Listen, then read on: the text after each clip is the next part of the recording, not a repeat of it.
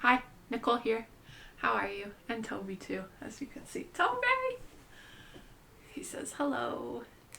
He says hello. Mwah. Toby, are you my baby? Or are you a doggy? You're both. I hope you can hear me fine. So I got a microphone. So now I don't have to wear headphones and I can be heard wherever.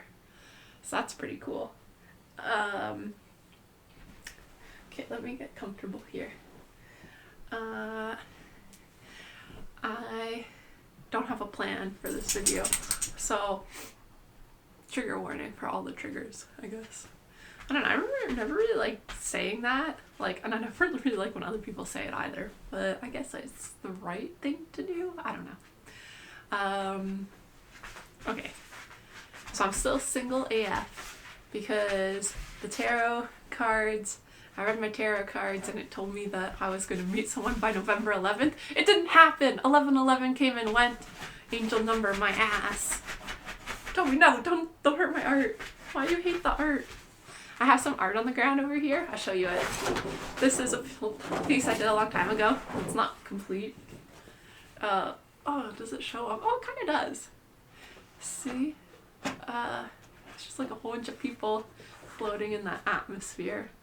I think I will finish it, but because I don't care about this one very much, and so I already think I kind of messed it up with that person on the bottom kind of looks scary, which I didn't mean to do. So I think I will finish this somehow without really caring about it that much. And usually those pieces turn out the best. Yeah. So actually, I guess what I do want to talk about, I'll show you another piece of artwork though before I get into it.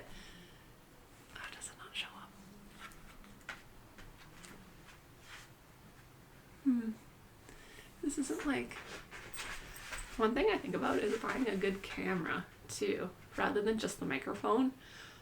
But yeah, I don't know. I guess that could be a thing. I don't know. Because I'd like to show my art in real time. I guess if I just turn on the light, it would be fine. But yeah, maybe you can kind of tell what it is, but. So I'm working on art tonight, that's what I'm doing, and making a video about my singlehood that seems to never end. Honestly, I have so many stories about why I'm single, more in the spiritual sense of I was maybe God doesn't want me to have a baby. Maybe actually the story that comes up most often for me, and it's just a story, okay, so trigger warning. But one time I did ayahuasca by myself, which I do not recommend. Well, I wasn't fully by myself. I was with one other person who I did not know well at all. And let me tell you that when you do ayahuasca, the psychic abilities go way up. And sometimes you don't want to interact with other people's energy. And you're this is not my problem. But here I am, able to read your thoughts, so to speak. Toby, no! Just hang out with me. I don't want to have to get up. You're here now. Toby wants to go outside. You're really harshing my mellow, Tobe. I just want to mellow out, and also close my feng shui off from the rest of the house. And you're gonna come back in if I let you out. Fine.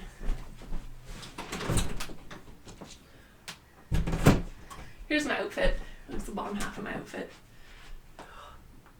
Okay, see? And there's a nice, it's a shirt underneath a dress. Okay. What was I talking about? Oh yeah, being single AF. Yeah, I'm gonna be single forever, I think. And I think it's because God wants me to, because when I did the ayahuasca by myself, the solo trip, which again, I do not recommend, I don't really recommend anyone do any drugs. I'm not here to normalize drugs, but yeah, I did a shit ton of psychedelics. And anyway, so one time I saw myself it's so heavy, but I saw myself basically drowning 2 babies in a bathtub, and I honest to God thought, I'm oh, I must have killed 2 babies in a past life, and that's why God doesn't want me to be a mother. And then I thought about it some more, this happened years ago, and I thought about it some more, and I'm well, actually, when it comes to responsibility, I seriously lean away. I do not want any kind of responsibility. Like in my real job, I'm like, oh my god, like I have a lot of tricks up my sleeve to avoid any kind of responsibility, but it gets you in the end because I have this weird drive for power, which is the same thing as responsibility, and I'm like, give me the power, but without any of the actual work involved. Like, I would be the laziest president or prime minister. I would be like, CEO days, I'm here at my desk and that's why I get paid or something. Like, CEO days. Because I swear they don't do jack shit. Like, oh, I'm a CEO, I make decisions. Like, yeah, I make decisions too all the time. But, like, you don't see me pulling in that kind of coin. The money is trickling up. And I'm like, okay, so let's get into a little bit of politics. I'm going to be pretty short and brief on this because I did have to take some time. Like, I was like, I endorse Kamala. She's going to win. I don't know if I actually did endorse her because she didn't win. And I have such faith in my name as Nikki Victory of the People. Like, I'm like, how could... And I was like, did I subconsciously endorse Donald Trump? There's something about him, and it's not rational, and it's certainly not that logical. Like, the homework was due last week on climate change, and we are like throwing that homework to the wind. We're hiding it away from our parents. We're hiding the fact that we didn't do it from the teacher. We are just kind of plowing ahead without doing the work. So maybe there's something about my energy in the collective souls of humanity that is messing things up because I'm kind of like, I'm not going to do the work and I'm still going to reap the benefits. It doesn't work. Like, I can only outrun climate crisis for so long. Not that it's all on me, but like, I don't know, in my like weird room that I invite you in here, it is like, I'm alone in my mind, you know? So are you. So like, it's okay to like kind of be the center of my own universe, I think. Like, I'm single. Like, what else am I gonna do? You know? Like, and so going back to politics, I'm like kind of happy that he won. Yeah, I'm happy because I, for one, get it, like on a vibe, like on a level, like I want to make an impact. Like, no matter where I go, and I have so many stories I could tell you of me making some serious impact, whether good or bad, it almost seems like it doesn't matter if it's good or bad to me. It just matters that it's impactful, which is not really the right thinking, because like if you can get it to be good and like be valuable to other people, oh my god, the impact would be so much bigger. I just want the biggest impact possible. That's what I want. So like, yeah, like I'm kind of in love with that he won. And like, okay, like I recently got into astrology, and I'm not saying astrology is real or not. Personally, I think I have a story to explain it to myself. I personally think that the stars reflect what's going on here, or we reflect what's going on there. It doesn't really matter, but it's like a reflection. And so like, basically it's almost as if God like is like using the stars to amplify what's happening on Earth so that like he can see what's happening really quickly. Like, you just go look at the stars and you're like, okay, that's what's going on. Anyway, so like what's been happening with the planets and the stars is, according to, and like if you just read it in like a astrology book, like the different houses kind of have like their overall themes, and like you could think of the themes as like, and the planets also have themes, and so they overlap to make like more specific themes, I guess. I'm not explaining this well, and by no means am I an expert. I don't even know if I believe this myself. So I guess that's talking out of your ass. But anyways, I'm gonna do it anyways. So it's like a reflection, and like God can like, bam, like I see what's going on right now. Maybe even not even God, maybe just like other beings that know how to read stars, like are like, ooh, look what's happening over there. And like maybe if we got really good at it, we'd like look at a different galaxy and be like, oh, they're really into their I don't know, peace loving stage. Well, we are into a rebellion stage, like serious, and I like it. Like weird and rebellious, like mixed together. I mean, and also like I want to see actual, like I want to be titillated. I really do. And like he whether you like him or not, he's very good at that. Like, very good at that. And it just, I hope he doesn't ever actually see this, because I might say some things that would hurt his feelings or his ego. But, like, the man is not attractive. Like, for all the money in the world that he could have, he still goes with the orange tan thing. Like, you'd think somebody could get a decent tone, and then he refuses to tan his eyelids, like absolutely refuses it. So you see his uncooked chicken, the true color of his skin, and yet, and then he doesn't have a full head of hair. I don't know how tall the man is. I think he must be tall though, because I don't know how tall he is. But like, let's be real. Like, of course every woman wants someone that's like 6 feet tall.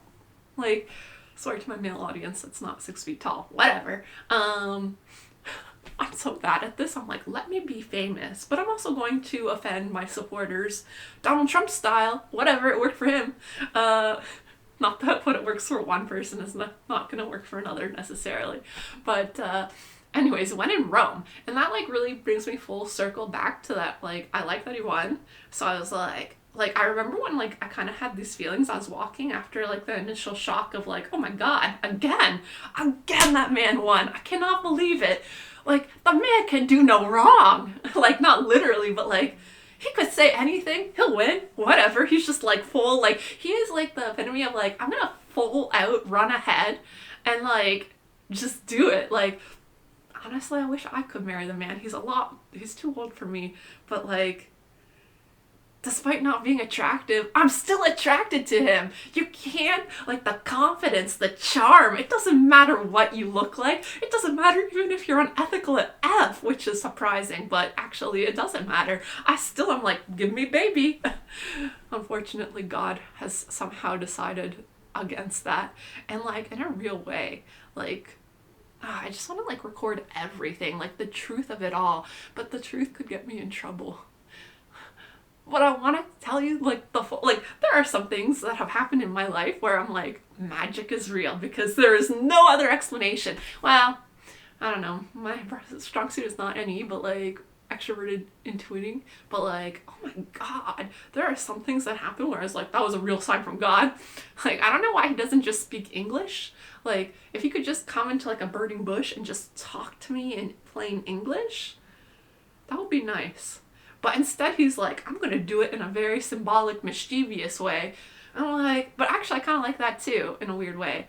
But you kind of have to like, I don't know, sometimes it just hits you and you're like, God is talking to me right now. And I'm flattered. You know, it's almost like a game, like, can I get God to talk to me, you know? And I guess the spiritual people would be like, God's talking to you all the time, you just can't hear it. I guess you're not good enough. And it's like, fuck you, bitches. I don't know if you can swear on YouTube, but so far no problems. I really don't like censorship. Like, I just want to say what I want to say.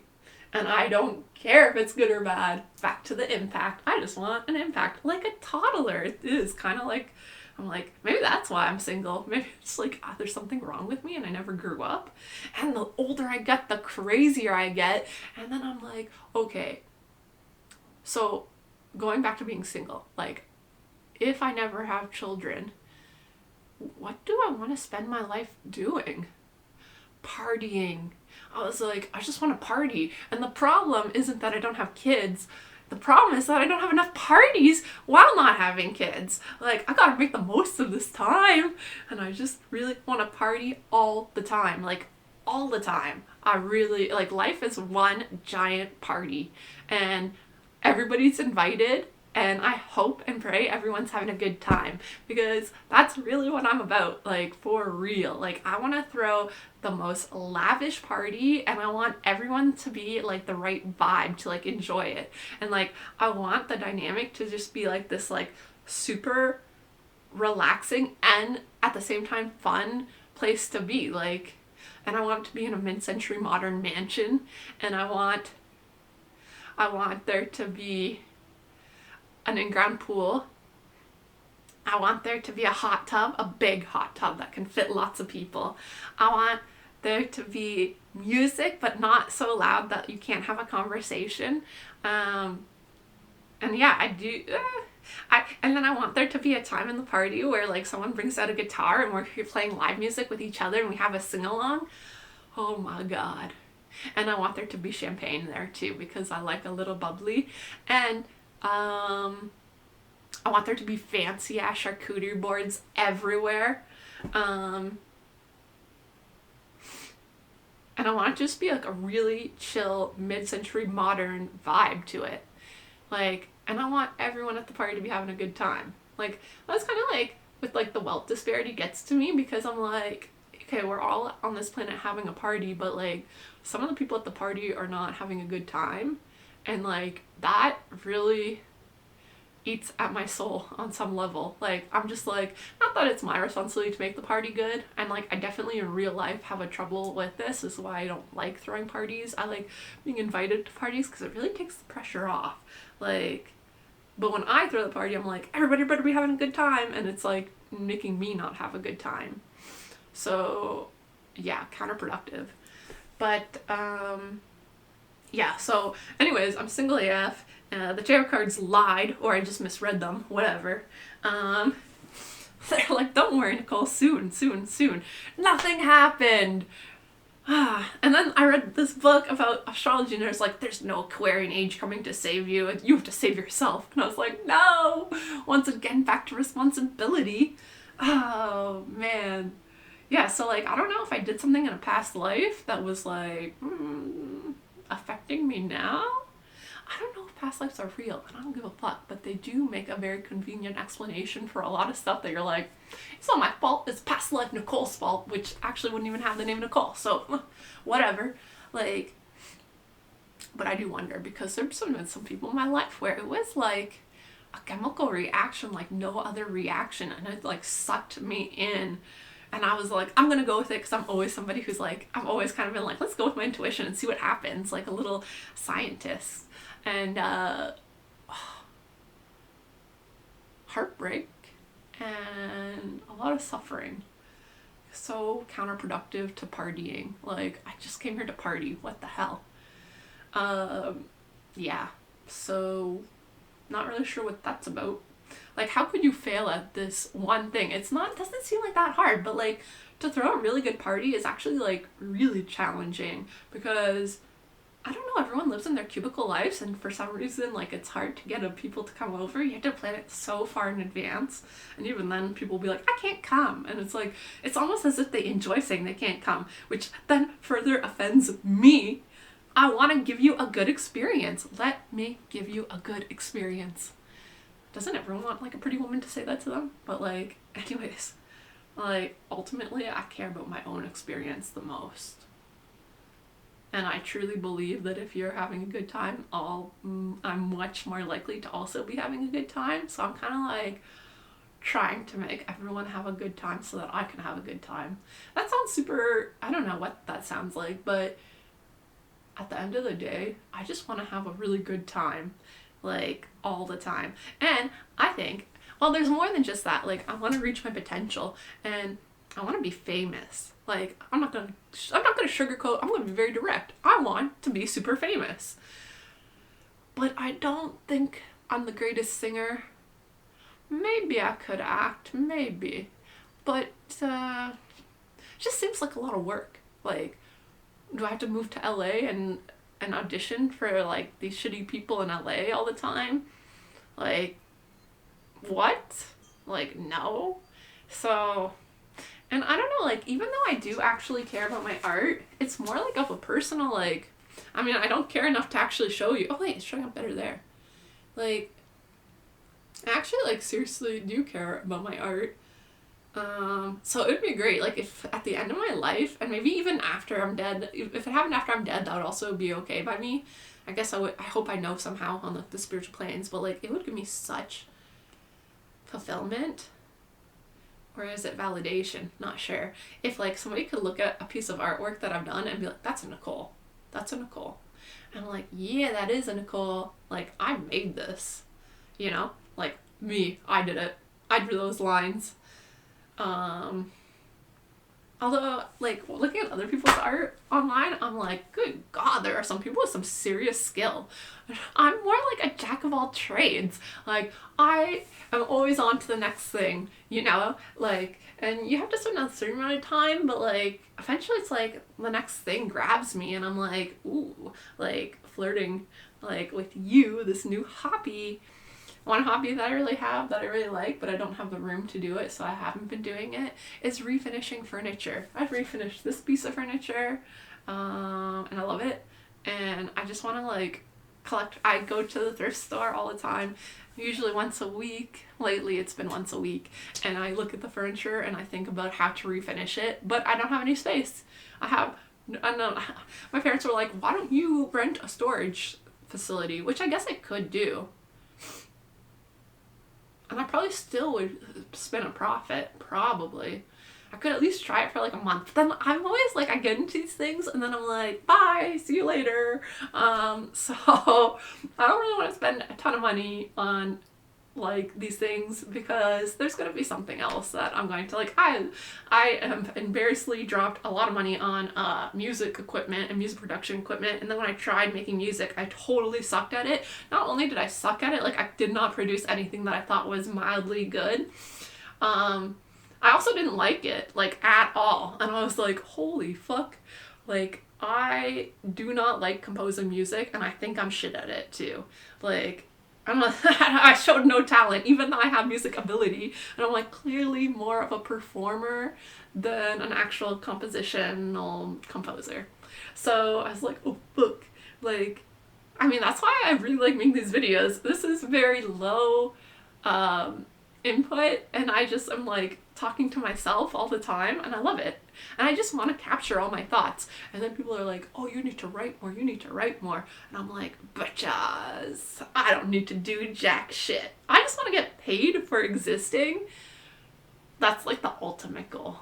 Or I would really quite like being a nanny, but for the ultra wealthy, like the type of nanny that gets brought on every family vacation and just gets to enjoy luxury while taking care of the kids. Like that would be the ultimate, like everything coming together with very little responsibility. Like it cannot get better because you get to enjoy the luxury of life that like this planet has to offer.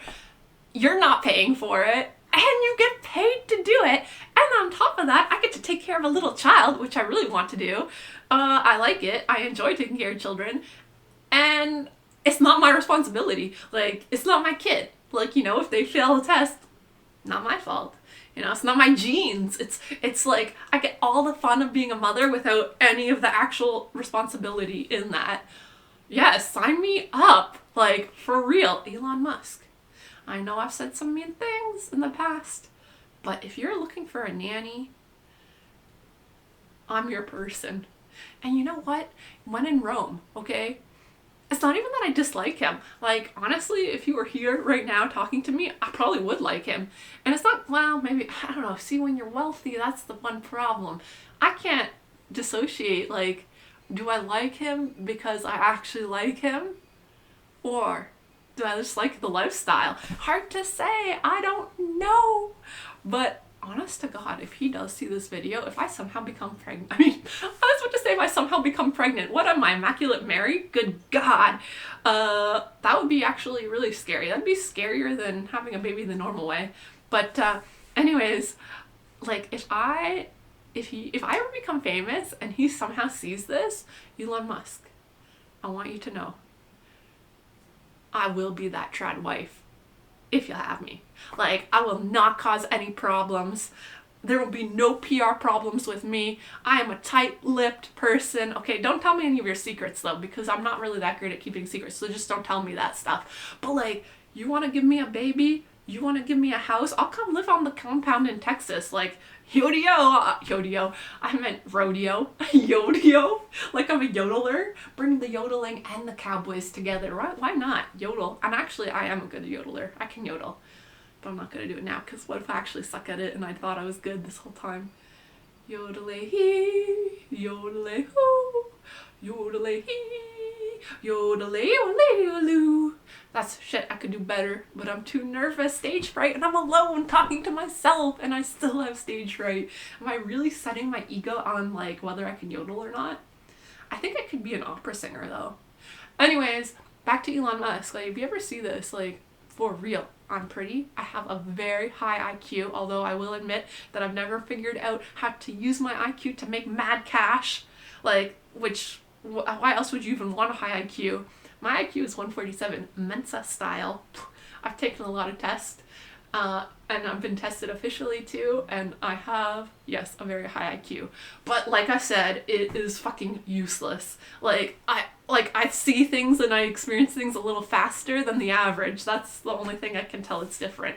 And I'm good at the IQ tests. Like how can I use that to make money? Like, I have no idea. I'm a woman. Oh god, that sounds so sexist. Like, oh man, the feminists are not gonna like me. If I ever make it to the main stage, the feminists are gonna be like, fuck you. And I'll be like, yeah, but not by you, because honestly, it would be easier to be a lesbian.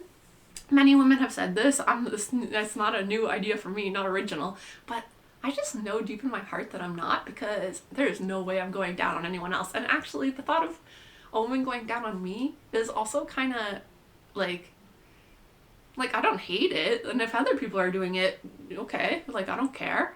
But yeah, I'm definitely like, I'm not gonna say I'm a starfish, but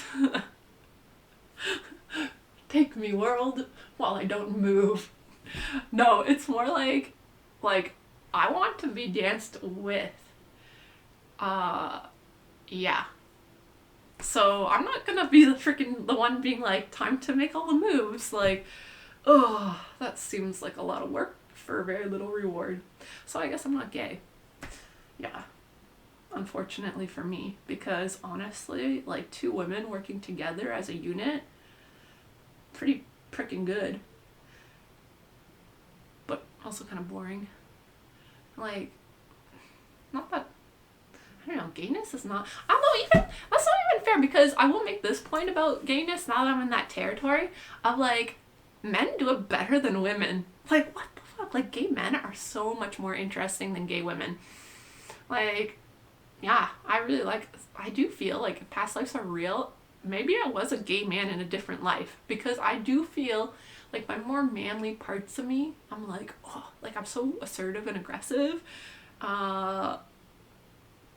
Plus, I like gay men. Like, there have been way too many crushes on gay men, and I'm like, Nicole, you don't have the right parts. It will never work. Don't entertain these crushes.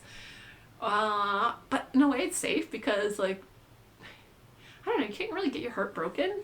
Like, but also they just have, like, the best style. Well, not all of them, but, like, gosh. I had a gay boyfriend once, and I really should have married him. And I didn't. And I regret it. Oh, I was talking about Elon Musk. Yeah, I don't know if I got that point across to Elon. Elon, I will not cause you any PR problems. I'm pretty. I'm smart.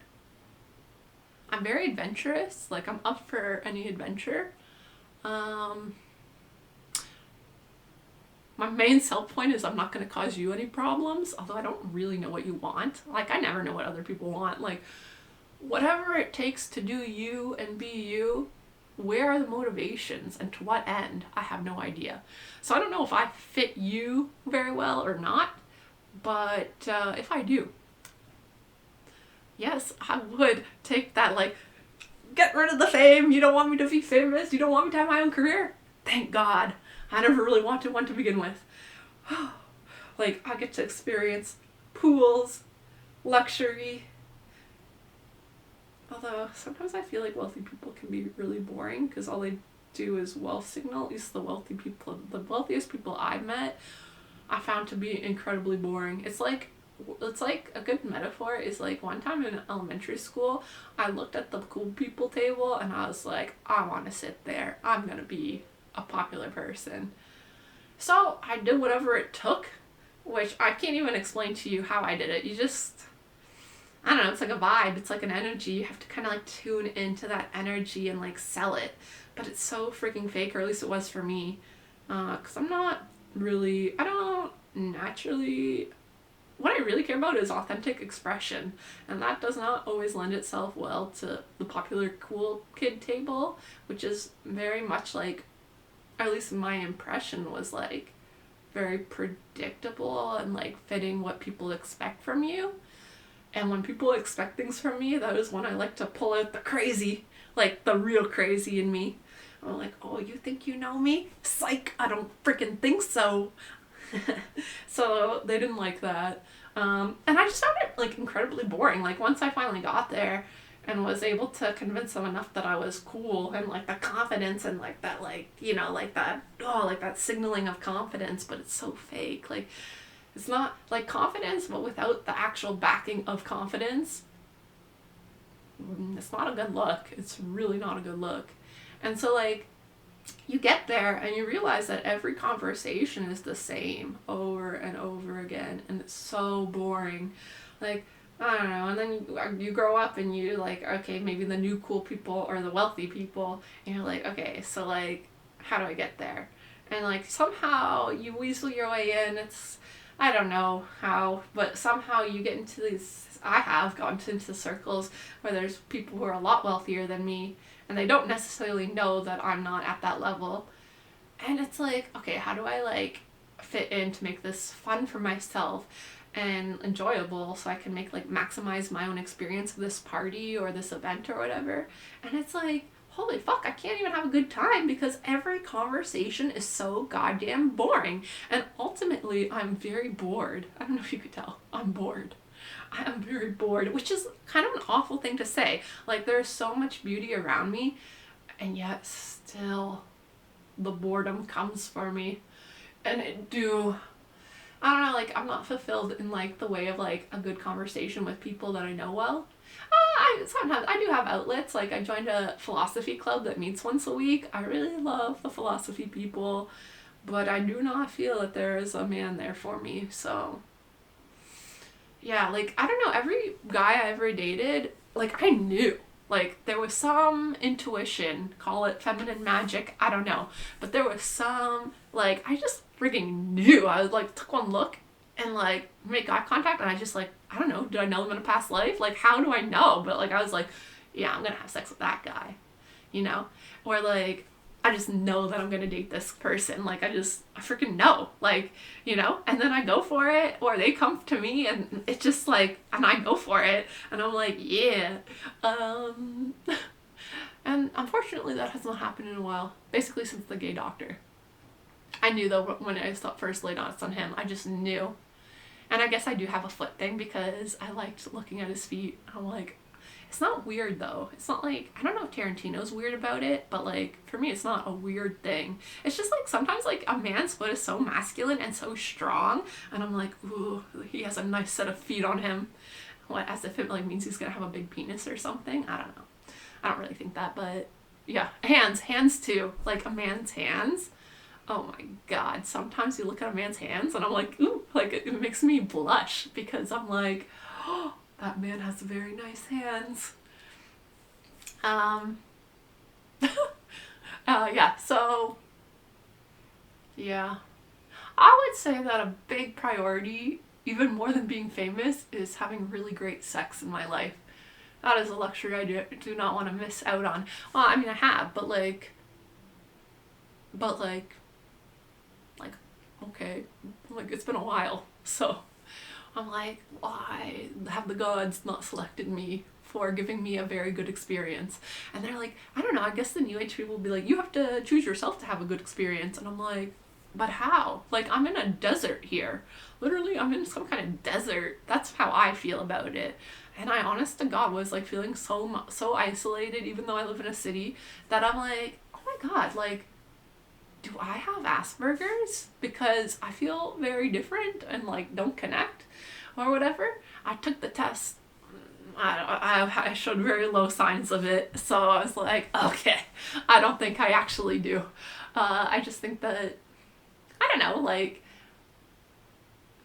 I don't what am I trying to get at? Like, it's some feeling inside of me of like, just not, like, I actually think it's more of a societal issue, and I wonder if other people feel it, like this weird isolated, I've called it the isolation cubicle, or cubicles of isolation, because like you own a cubicle, but in order to own the cubicle you have to have a cubicle on wheels to get to a cubicle office so that you can afford your cubicle of a house, and it is all very isolating and boring. And sometimes I look, and I don't mean to do this because they're real people, and I'm doing it too, you know, cutting my slice of the paycheck, whatever.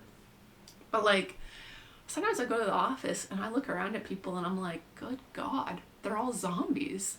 Like, I'm sure I get into a zombie mode too, but like, it is scary, and it's real life. And it's like, they all look like zombies, and I'm like, holy fuck, I was definitely never meant to, like, I was not designed for this. AI is kind of designed for that. So please, AI, take over my job, and also somehow make social services better when you do, so that I can still enjoy my party life experience. Thank you. Yeah, I don't know, like, I don't care at all about my career. I care that I have what I want, and that is where it ends. Like, and I get that, like, having a balance, I do think there's some wisdom and truth of like having a job and a task to do that provides value to other people, that then somehow fulfills your needs and like balances out your play with your work. Yeah, like, I do think there's that, and so I do think work is valuable inherently and good. But I cannot get on the fucking bandwagon like everyone else. Like, everyone else, I'm almost 32 years old, and I'm still fucking a teenager. Like, I am still so much of a teenager that it is insane. Like, I stopped growing up. Like, I flat out was like, alright, adult world, peace. Because I am still frigging, like, maybe I wasn't even a teenager as a teenager. Like, I don't know. Like, I have hit my teenage rebellion stage, and I've stuck in it forever because I cannot get on board with this. Like, no, I do not care about my life. I don't care about my career. I don't care about it. I only care about it, and it scares me. Like, it scares me because I'm like, if I lose my job, how will I feed myself? You know? And also, people will think I'm a failure, which isn't great because then I'm worried about being ostracized from other people. So I'm like, it keeps me going, but it's not a nice motivation. It's a motivation that's out of fear and anxiety, not because I care about it, like, at all. Like, at all. And if my employer ever sees this, good God, like, what if I actually do get fired one day? I hope not. I really, please, gods, please, big God, take mercy on me. Don't let me starve. Also, don't make me face the ostracization, the failure aspect. I don't want to face it. What if I take it on as part of my identity? Oh, that would be a hit to the psyche. Oh, but it's all still out of fear. It's all still out of fear. Like, the validation that my career as an engineer gives me is like very, like, I'm both resentful of it, but then also need it. And I'm like, what the fuck? Like, why wasn't I born to a tribe, like an Amazonian tribe that's never seen people that aren't from that tribe? Like, I want extreme socialism so I can just skirt my responsibility onto everyone else. That's what I want. And I think Donald Trump knows it. I think that man can sense it in me. Not that he even knows I exist. He doesn't. Probably good. But like, man, like the Republicans are like, we're not giving handouts to those lazy mofos. And I was like, how the fuck did they know I was lazy? Like, I've been doing all my best work to try and prove that I'm not lazy, and they still see me at my core, which is also kind of nice that they see me at my core. Okay, my core is not lazy, actually. That doesn't ring true to me. It, like, I care about reaching my potential. I definitely do authentically care about that. But the cog in the machine is so not my potential, and like, even if I became the greatest engineer to ever live and like people knew my name from that, good God, that depresses me even more than, like, it's obviously not right for me, although I am good at it. Like, I mentioned that I have a high IQ, so like, good God, I guess that's what keeps me afloat, because yeah, like, but then, like, it doesn't matter how smart you are. Like, if I'm working fast, I make mistakes, and sometimes we're like, why'd you make that mistake? Like, that seems really obvious. You know why? Because I fucked off for 6 hours of the day, and then I had 2 hours to complete it, when I really ultimately had 8 hours, but I did it in 2. That is the story of my life right now, and it is astronomically terrible. Like, the anxiety is high, and I'm not reaching my potential even in that plane. Like, even though I don't want it, like, at least if I went for that, then I would reach some potential. Instead, I'm like bottom level, like 0 potential earned. Like, and that hurts my soul. That definitely hurts my soul. But I just can't get on board with doing something that I don't care about, like, at all. So this is like the problem that has been going on for 3 years now. I've been working the same job for 3 years, which is a long time, and I have not progressed very much. I've progressed at learning how to not do work, and it's awful. It's awful. And the Republicans know it. They're like, oh, you're so lazy. Oh, if they only knew just how lazy I could be. I could be much more lazy.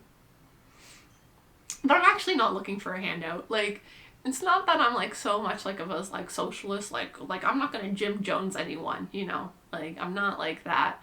Like, let's go take off and start a commune. Like, no, that's not going to work. I know myself well enough. But like, and also that's a lot of work. So I'm like, where is like the entry point of, like, you know, like if you're starting your own business, like you want to choose something that has really low overhead, like incredibly low overhead. YouTube. Yeah. So, yeah, I basically want to spend no money to make money. And, yeah, I would like to be paid to exist because I am pretty great. But, like, everyone else is pretty great too. Like, maybe in the future there actually could be, like, a version of this world where, like, AI is doing literally all the work and humans just basically are paid to exist. Like, each one of us, I believe, and I could be wrong, and I hope I'm not wrong. I really do hope I'm not wrong on this, but, like, I believe, like, each one of us is, like, this, like, bundle of incredibly authentic, like, an incredibly authentic and unique expression of life itself. And, like, only you can be yourself. Only you can tap into whatever that means and whatever experiences that, like, gives you. And then to, like, try and somehow express it to other people is such a gift. Is such a true gift. That's why I love children, because they cannot help but authentically express themselves, and they do it often in funny ways since they're so new to the scene. And I love it. I really, really love it. Like, that is why I make a good nanny. Elon, I make a good nanny. If you don't wanna give me a baby, okay. I make a good nanny though. I really do. I actually really, really made like a killer nanny. Unfortunately, oh God, that's a weird, why did I say it like that? I make a good killer nanny. That sounds like a true crime episode. Yeah, no, I'm not. I actually love children. What I meant to say, or what I mean to say, is that because I care so much about authentic expression, I definitely encourage that in children. And I think more of that should be encouraged in children so that they are able to enter a world with, like, more of a foundation of, like, who they are. Like, I think it's okay. Whatever you say and whatever you do pretty much is okay as long as you're not hurting anyone else. Like, there's, like, a lot of room for natural expression. And that's going back to astrology. It's like, that is like age of Aquarius. Like, be weird, be yourself. Like, please, I want to eat that up. And, like, I guess, like, on some level, Trump is kind of like that. Like, he's a paradox, because, like, he's very honest about not being a good guy, and I like that about him. I've always liked a bad guy, though, so I don't know. But, like, yeah, and I know it has not worked out well for me. I know. But what can I say? I can't help myself. Like, bring on the bad boys. Like, please. I want that frat boyfriend. Like, I want one that's tame enough to call me his girlfriend and to give me those experiences. but I also want him to have a hella good time, and I want me to have a hella good time. So like, if we could somehow, my frat boy husband, come find me, because I am so ready to have a good time. And I'm not gonna call it an open relationship. We're not in an open relationship officially. And like, is it because I have low self-esteem? No, although I have been breadcrumbed quite a lot by men. So like, I'm like, I need you, and then they're like, go away. We don't want to give you a baby. God, what if Elon Musk somehow saw this video and responded with a rejection? I didn't even think I could be inviting that kind of energy in, but that could happen, and that would hurt. If I got rejected by Elon Musk, like, at least I want to live in anonymity and anonymous. At least when I'm anonymous, it's like, oh, like, he can't reject me. He doesn't know I exist. But if he knew me and he rejected me, oh, that might actually hurt. That might hurt the ego. And honestly, my ego as a woman, and I think this is kind of across the board, like, for some reason, my ego is so strong that it takes an awful lot. It takes an awful lot to hit it. Like, it don't get hit, like, hardly ever. So I'm, like, not concerned about my ego at all. But for a second there, I actually considered, what if he rejected me? I think because he's the richest man, if he rejected me, which kind of seems likely because I'm a nobody to him, but, like, somehow if he came to me and was like, you are rejected, oh, that would really hurt. That would really sting. Yeah, that would really sting. So I guess I have an ego after all. Good to know. Thank you, Elon, for teaching me that lesson. And also making me a little bit scared of rejection. What? Okay. Yeah, so when in Rome, like, ultimately, when in Rome, like, I feel like part of me felt happy after a few days. Like, after the initial shock had set in, I was like, maybe this will be a good thing for, like, men and women. Because I do feel that part of the reason I'm single is that there aren't a lot of men. Like, there just aren't. No offense, men. Because I think 50% of us are men. I'm not. But, like, I'm like, oh my God. Like, where are all the men? Like, seriously, where are they? Like, where do they hang out? How can I get one to approach me that I like so that I don't have to reject the ones that I don't like? Like, it's a delicate art of, like, making eyes. You gotta, like, yeah, that's too much. So that's too much. Maybe let me try again. No, don't raise your eyebrows. It's a bit too much, Nicole. Okay, try not to raise your eyebrows.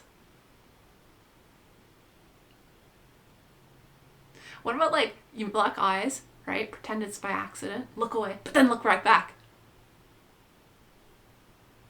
Yeah, I don't know. When I look back, I'm doing it too fast, and it's kind of coming off creepy.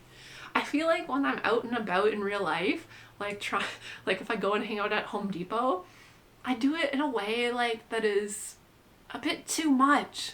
Maybe a bit, like, I don't think I'm sending the right signal out by doing that. Like, the signal, let me see if I can pinpoint the signal I want to be sending.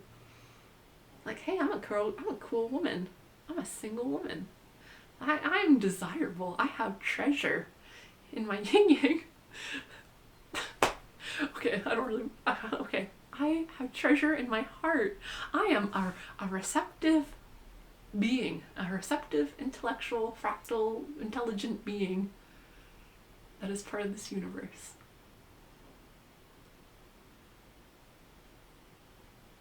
Yeah, I don't know how to make the eyes. So that probably could maybe practice some more, like,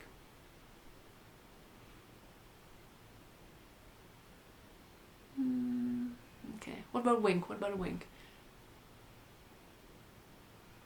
What if I just do it so shamelessly that somehow it works? Here we go. Shameless.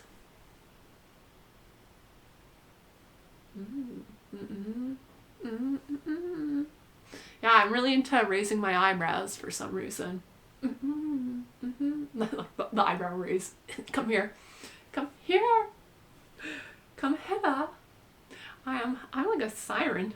With my eyebrows, though, not my voice.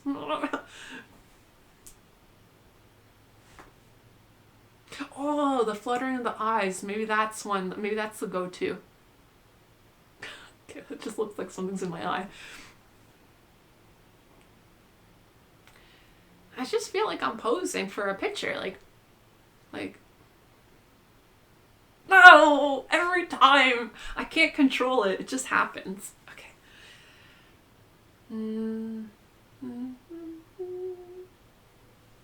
I'm single and ready to mingle. Like, good God. It's like, that's like the dating apps, right? Like, hello, boys. I'm single. Like, it doesn't work. Also, I don't really want to date a boy. I want to date a man. A wealthy man that has an in-ground pool and also a greenhouse and a hot tub. And he doesn't have any weirdness. Although I did say that I like authentic expression, so I don't know.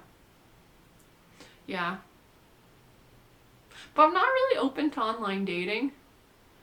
I just find it like too much like a catalog. I don't like that experience, and I'm like, this experience sucks. And so if I already feel that way, like it's not like boding well for the success of the mission. So yeah, I don't know what I'm doing. And I don't know how to solve these problems. And sometimes they really do make me cry. Like, the loneliness sometimes really does set in. And it's like, oh my God. Like, this is actually killing me a little bit. And, like, I'll be real honest. Like, sometimes I lie in bed at night and I'm like, I can feel my body craving a hug. And I'm like, wow, but there's nobody to hug me. And, like, there's nobody that I want to give that hug to. So it just, like, eats at me a little bit. And I'm like, oh, okay, don't focus on it. It's starting to creep up on me when I think about it. Oh, you're fine, you're not lonely. And even if you are lonely, at least, like, I don't know, you're not alone in that. And it's not so much about being alone. It's like, although that is scary, but society is always here to, like, be the cog and we will give you food. So in a weird way, capitalism is socialism, like, flat out. Like, they are connected at the hip, Siamese twin style. You cannot separate the two. They share the same blood supply. They really do. But it sounds so ominous. Yeah, like, I just feel like the single... Oh, and I did read all the comments. I probably should have started with that, but because I doubt very many of you get to this point in the video. But, like, number one, I like, if you watch all of the video in time, like, wow, I am so flattered that I could give you the dopamine hits that you were looking for. That's what I'm looking for when I go on YouTube. Like, and no, I personally do not really have enough of attention span to listen to someone talk for an hour. But, like, if you actually get value out of sharing this time with me, that really, like, I meant what I said when I say I want to give a good experience to other people. So, like, that means the world to me in my heart, really. And I can give you a concrete example. The other day I went thrift shopping with a good friend, and I picked out 2 things for her. She had picked out other stuff for herself, and, like, when she went to, and then we went and tried them on. Anyway, she ended up taking the 2 things, only the 2 things that I picked out for her, and I felt so proud in my heart. I didn't tell her, but, like, in my heart, like, I felt so flattered and proud that I was able to pick out 2 beautiful pieces of clothes, 2 beautiful garments for my friend. And, like, I really did think they would look good on her and would work with her well. And then she liked them, and I was like, personal shopper achieved. Like, I love giving a good experience to somebody. And I guess my love language, whether I pay for it or not, I don't think it matters to me that much, but I do think that my love language is gift giving. Like, I'm like every time I want to show love, I'm like, I gotta give them a gift. And I also think that I really appreciate gifts, like, greatly. Although now, as I'm an adult, I hardly ever get gifts. Even for Christmas, I don't think we're gonna exchange gifts. It is a bare bones Christmas experience this year again. Damn, I want to go to a cottage with a large family, and there's lots of cooking involved, and maybe one night we even have lobster, and it's at a cottage in ski country. Like, that's what I want. Like, I have very good refined taste, but I don't have the moolah, and I don't have the work ethic to make up for this experience. So it's a bare bones Christmas this year again. But also I don't know. Like, I don't know how to make that happen. Like, how do I just get enough money to buy a cottage? Maybe if I start selling pictures of my feet on the internet. Like, honestly, if it's just my feet, maybe I would do that for money. Like, I don't like the idea of it though. But on the other hand, if I could own my mid-century modern mansion of my dreams because I sold pictures of my feet online for 10 years, like, I don't know what the going rate of feet pictures are, but like, yeah, I would like to have that house. And maybe I am willing to sell my feet for that. But not actually my feet, because I need them to like walk. And I love my feet. But like, yeah, like maybe I would. And the astrologer told me that now is time to be as weird as possible. People like weird right now because it's in the stars. And so like, he told me, he's like, if you really want to make money, you could have an OnlyFans page where you wear a mask. You wear a like a llama mask, something weird. And I was like, oh. And I could see that getting popular. Like, I could see that getting popular. You don't even need to show your face. Like, you're just wearing a llama mask. Like, but, I don't know, selling sex, like, I don't know. Like, to some extent, I think for me, and I'm not talking about other people at all, because, like, if someone's like, I'm a sex worker, I'd be like, good God. Like, as long as it's not eating at your soul, good. But like, I feel like it might eat at my soul. Not that my soul's superior or anything. It's just like, you know, my own attachments within my own internal like belief system. And like, I don't inherently think it's bad. Although it can have bad consequences. But more for men than for women. Oh, the dog. Yeah. Like, I heard that if you watch too much porn for men, they basically can't get hard in normal life. And I'm like, oh, what a tragedy, because porn is so not worth it. Like, you watch one porno, you've seen them all, and like, I've seen a lot of different porn, and I'm not impressed, like, at all. Like, at all. Yeah, I don't know, maybe that's a female thing, because like, erotica is better, but even erotica is not that good. Like, I would like, there's gotta be some fan fiction. Fan fiction of John Kramer erotica, except I don't really care about the sex. When I think about John Kramer, okay, like, this video is getting to be more than an hour long, and I think I'm gonna just keep going. Like, I'm having a good time. I don't know if you're having a good time, but I feel like I'm having a good time. I want to think about John Kramer. Like, man, I really hope that the audio picked all of this up. Anyways, it probably did. I tested it before, so yeah, like, I have a big microphone on my bed, so I bought it hoping that it would be able to capture sound like throughout my whole room. So yeah, but anyways, I hope it's not too quiet because I haven't really been talking that loud. So John Kramer erotica, holy fuck, holy hell. Like, I really feel deep in my heart that John Kramer, even though he's a fictitious character, is like, out of all characters I've ever been exposed to in my life, it's him. I love him. I love him so much. And there is a deep part of me is like, I can fix him. And you're like, no, you can't fix him. Number one, he has brain cancer. Like, I never studied medicine. Well, I studied medicine a little bit, but not that kind of medicine. And I'm not going to be able to solve that one. Like, yeah, you don't want me being the surgeon. I have shaky hands. Like, oh God, but I'm so in love with him. And he's not real. And sometimes I get angry at him for not being real. Although on the other hand, it's a good thing he's not real because he's a serial killer. But he made me become an engineer. So in some way, he's real to me.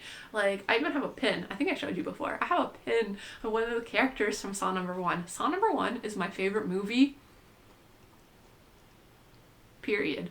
Like, it's my favorite horror, but it is probably my favorite movie ever made.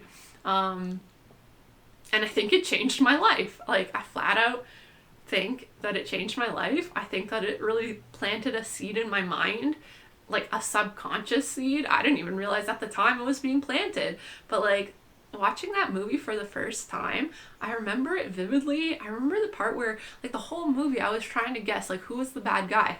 And, like, oh my god, the bad guy's the dead guy in the middle of the floor. And when he stood up, and Tobin Bell, like, I named my dog Toby. I wouldn't say I named him after Tobin Bell, but, like, even that connection is like, oh, like, it makes me like that I named my dog Toby even more. I just like the name Toby, and I thought it was a cute name for a dog. It's a good name for a human too, but, like, yeah. John Kramer, like, I flat out fell in love with him, and I was horrified. I was horrified that I fell in love with such a bad person. Like, oh, like, Nicole, he's gonna kill you. Yeah, maybe, and I still love him. Like, what? And why do I love him? Well, I like that he's smart. I like that he's very confident in what he's doing, even if what he's doing is totally bad and not a good idea. Yeah, he's like, I'm gonna play God, and I'm just gonna do it. And he did.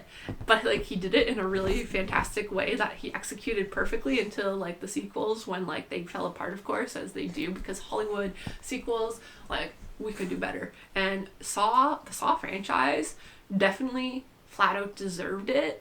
I cannot tolerate this, like, offense to John Kramer. Like, if anything, John Kramer, if magic's real, if there's enough magic in the universe, make John Kramer a real person and make him avenge that whole franchise, because he deserved better than that. Like, he flat out deserved better than that. Yeah, like, John Kramer, how dare you allow such a thing to happen? Like, oh. But, like, anyways, and, like, the way, like, Tobin Bell plays the character, like, he's so serious. And I was like, you just want to make him laugh. Like, you just really want to, like, give him a hug and make him laugh. But, like, or I want him to hug me. Like, I don't want him to fall in love with me. And, like, it's not even, like, okay, I guess you could think of it as, like, oh, like, the girl wants to fix the bad boy or the bad guy, and, like, she thinks she can fix him, but that's not how it goes. Yeah, no, I'm smart enough. I know that could never work, okay? And yet I still want it. I'm like, I don't want to fix him. I just want to be in that world with him. Like, I don't know if that's love or what. I mean, especially, how can I love someone that doesn't exist? But, like following someone down any road they go down, like, at all, and just knowing deep in my soul that I'm going to do that no matter what. Like, I don't know. I love John Kramer. Like, I really love John Kramer. It's too bad for me that he's not a real person, because similar to, like, liking Gay Men, like, you know, a fictitious character certainly does not have the right parts for me. But, like, I really, really love John Kramer. Like, John Kramer, if you are somehow in a parallel universe real, I'm sending you love. But please don't kill people, like, especially in gruesome ways. It's not nice. But, yeah, like, but then, like, would I love him if he wasn't a serial killer? It's hard to say, because, like, he would just be, like, a really intense engineer. Like, which is so the opposite of me. Like, you made me be an engineer, but I can't do it with that intensity. Like, although I could make a very good, like, I wonder if I could allow myself to go and think about, I don't want to torture anyone. Like, that is definitely not my vibe. I do not, like, I want to give people good experiences, but, like, okay, like, in the context of, like, making a movie like that. Okay, so, like, can I come up with a trap as an engineer myself?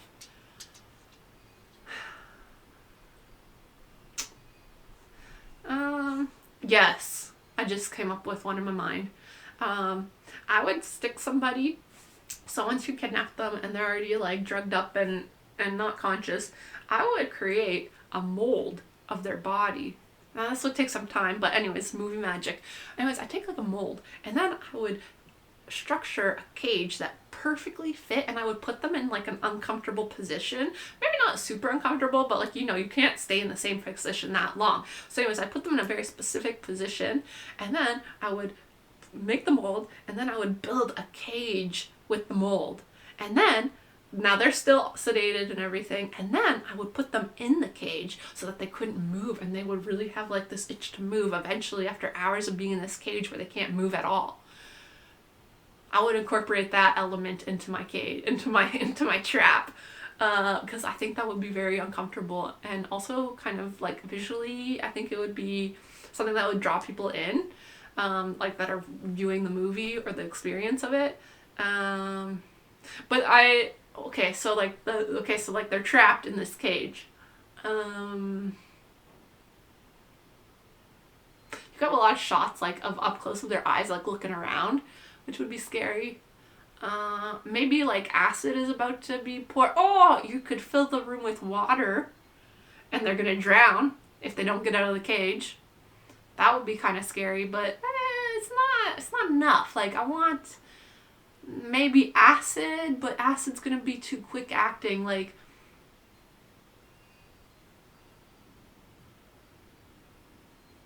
I just like the idea of the cage thing. Like, that I think would work. In the story of the plot, like, yeah, like the aesthetics of coming up with it, I could come up with, but I don't know. I'm not the greatest. Like it's kind of like designing a board game. Like, if you ever tried designing a board game, it's not really that's not my jam. Okay. So I have tea now. Yeah. Yeah, like, I really like thinking about John Kramer. I don't know if my thoughts go very deep on this. Like, I've pretty much said them all. Like, I can't even answer you why I love him. Well, because he's confident. There's a lot of confident people that aren't killers. Like, is it that he kills people? Well, in real life, if I knew someone was a serial killer, I would stay the hell away from them. Like, I would seriously be like, oh my god, like, I don't know, like, organized crime and that kind of thing. Like, yeah, no. Because I fundamentally think that opiates destroy people's lives, and that is not that's not a good party. So, like, do you really want to party off the backs of other people's suffering? Like, no. Like, no. I'd rather have 0 parties in my life than one party like that. Ugh. Like, I'll bring on the loneliness. Okay, I'd rather that than, yeah, that's like trading your soul. So yeah, I'm not into that. I don't know, but like, in the fictitious realm of like this like world, the Saw world, it's kind of like,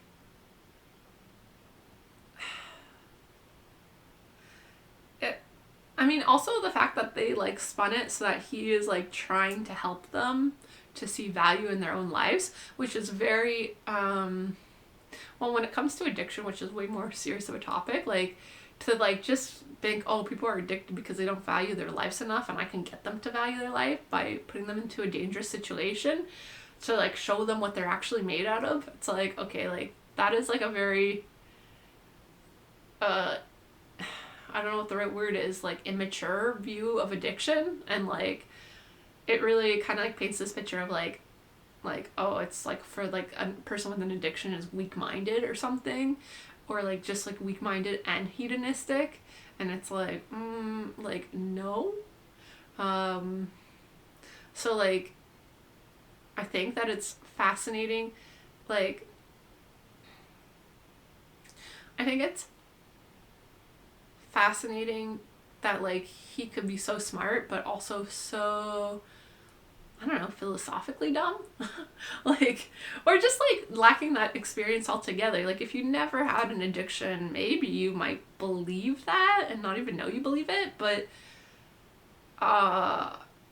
yeah, that's not been my experience. So like, no. Yeah.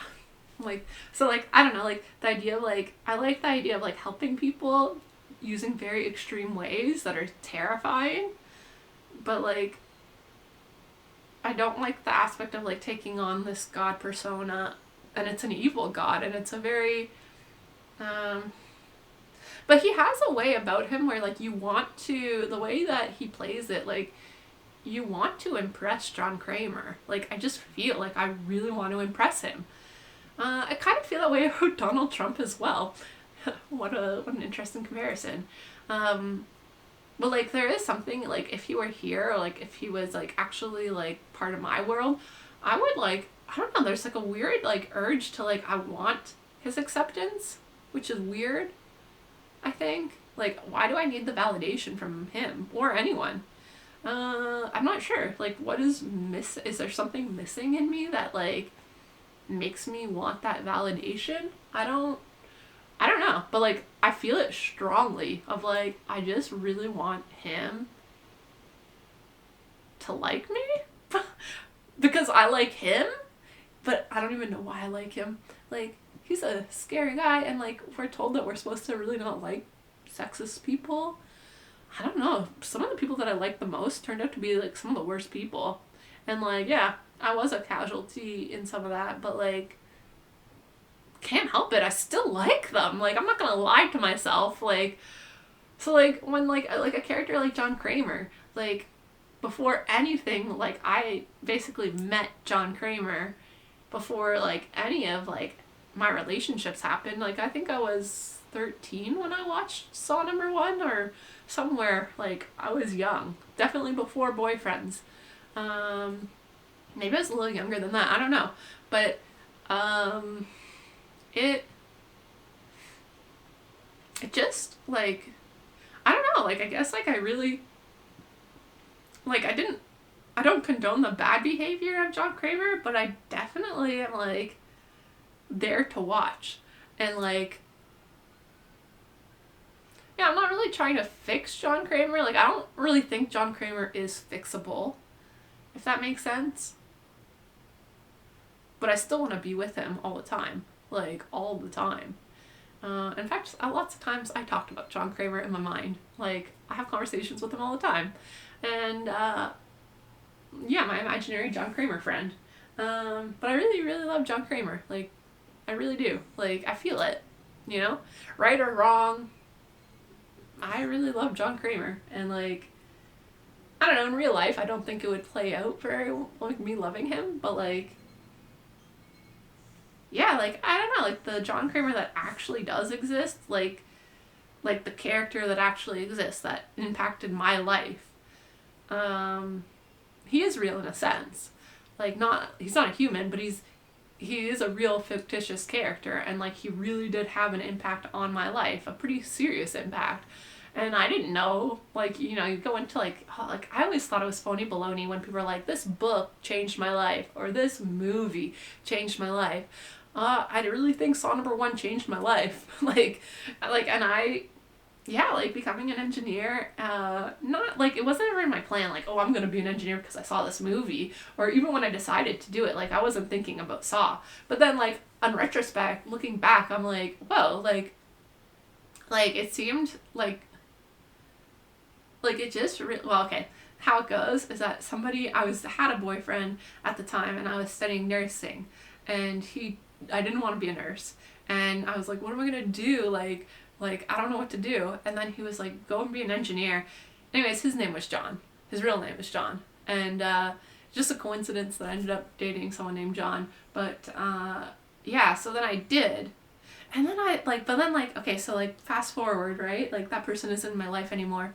But, like, I was like, wow, isn't it so weird that, like, John Kramer was an engineer, and then this other guy who was an engineer, like, told me to be an engineer, and then I did it, and, like, I'm like, my God, like, it's almost as if John Kramer was, like, I know it doesn't make any logical sense or even rational sense, but it felt to me like, I don't know, like, it just kind of felt like there was, like, a seed planted in my mind, and then, like, it, like, later down the line blossomed into this plant, and then I was like, whoa, like, cool, you know? I didn't know that was there. Yeah, and, like, so I don't know, it almost, like, in a weird way, I'm like, maybe John Kramer is real, and he's looking out for me, kind of like a guardian angel, but, like, a very harsh one. I don't know. That's really weird. But that's how I kind of, like, contextualize, like, this, I don't know, fictitious crush, or I wouldn't even say I have a crush on him. Like, I just love him. Like, it's, like, in the way that, like, if you, like, imagine, the devil is kind of, like, too loaded of a word, but, like, if you personify the devil, well, but it's not, like, evil, it's, like, not evil, like, I'm not in love with evil, but like sometimes I have this other imaginary character in my mind, and I do think of that other character as the devil, but I'm always having normal conversations with it. Like I'm not really entertaining like being like tempted by demons or whatever. Like it's more like okay, like why are you jealous of humans, devil? And like why do you not like me? And like more surrounding questions like that, like because like whether you actually believe that the devil exists or not, I don't know if I believe it or not. Sometimes it's very convenient to personify evil, and sometimes it feels like it is real, which is terrifying.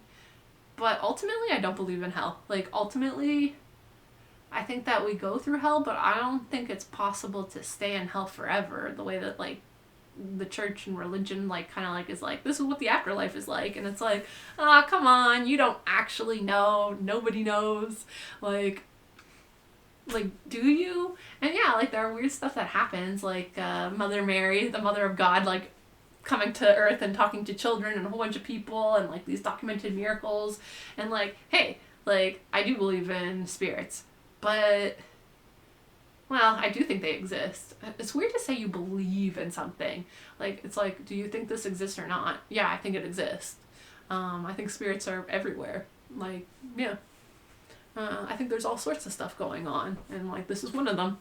But like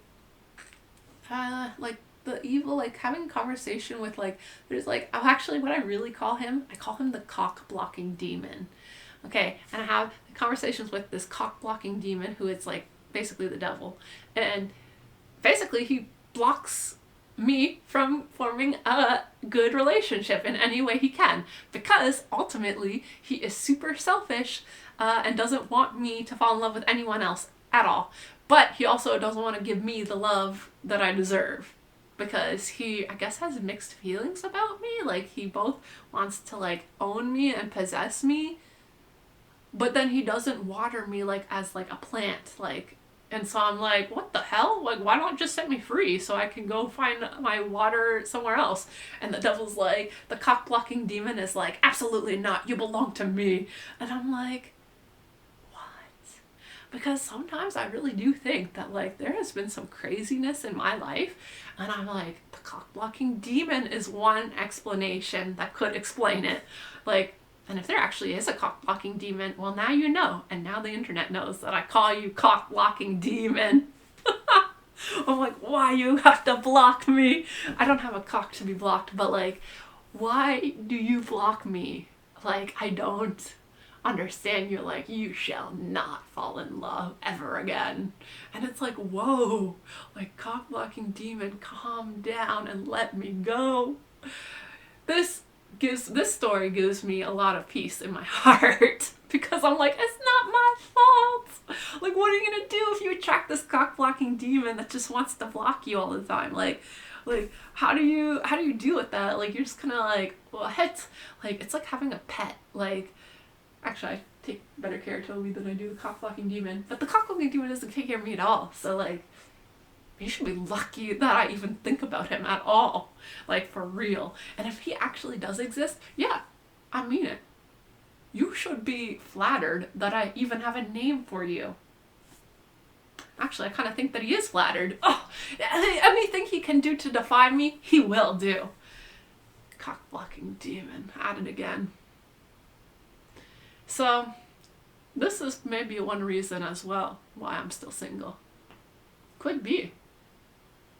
I don't really think that I killed babies in a past life. I don't really think that happened. But I did see it, and it was very terrifying. The other thing I saw that also terrified me and made me think a lot was one time I did a really high dose of mushrooms in my bedroom alone, and I didn't think I had any expectations going into it, but clearly I did, because what I got I did not expect.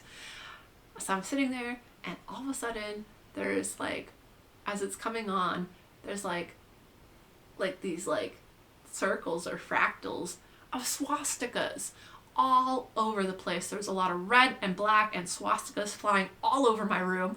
I'm not a history buff. I wasn't looking at any World War II or any Nazi like stuff at all. No documentaries. I'm not particularly interested in either of the wars or history in general. History sometimes is like fun when like there's drills, but like I like when it's told to me. Like I'm not gonna go read it and find it out for myself.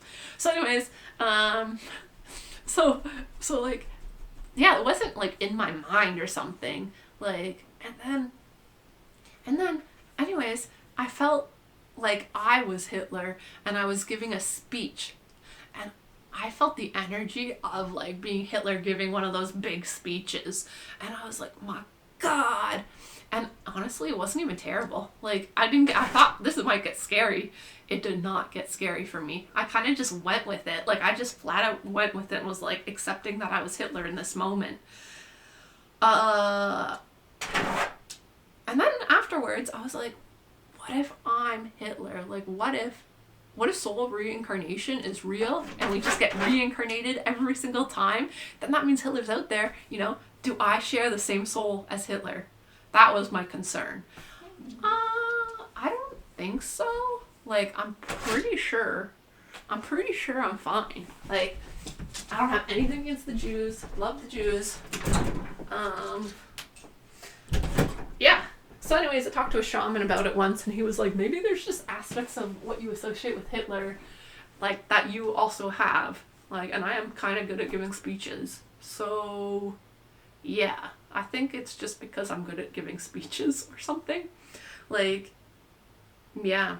That's, so.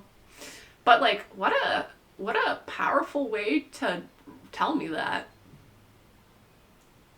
Like, I still don't get it. Like, that's why, like, you know, psychedelics, like, sometimes you have these profound experiences and you're like, oh my God, I'm connected to my higher self, and like, it feels so good. And then other times you just, like, you're like, what was that? Like, did it mean something? Maybe, but it's a bit over my head. Like, yeah. So, that's how I feel about that. I just, like, yeah. Like, and maybe that's another reason why I'm single. Like, if I actually am the same soul, then I have quite the karmic debt to pay. And I don't make light of that. Like, the Holocaust is not funny. Yeah, I'm not trying to make a Holocaust joke here. But, like, this idea of, like, the reincarnated soul, and then, like, of course, who would be the worst person to be? Like, Hitler. I mean, people don't use that name anymore. Adolf was like an actual pretty great name, and now nobody uses it. He ruined the name Adolf. To be honest, I'm glad to see that mustache go. That was never a good look on anybody. But I liked the name Adolf. So, yeah, he ruined that name for everyone. Whatever. He took that name with him, among other things. And, like, I don't know, like, I will get into the spirituality part of it, too, because I still feel like talking. I don't even know this video's gone on so long. Like, usually, if I want to be famous, I should make, like, digestible content that you can digest on YouTube. And instead, I'm just, like, long-form commentary, whatever. I gotta get my thoughts out. Like, I really do. And I guess I'm not gonna write them down. So, yeah, like, I just feel... What was I talking about? Hitler. And long-form commentary. Yeah, like, if the idea, like, if that's actually accurate and we really are just reincarnated again and again and again on this planet, like, that will be the karmic debt load of like, so much. Oh, yeah, I was going to talk about the Jews. So, like, some spirituality I do think is real, and other stuff, like, doesn't always make sense to me. Anyways, like, there is something about, and this is, like, maybe a bit too controversial, especially with what's going on in the world, and I don't really want to comment on that, because I don't want to comment on that.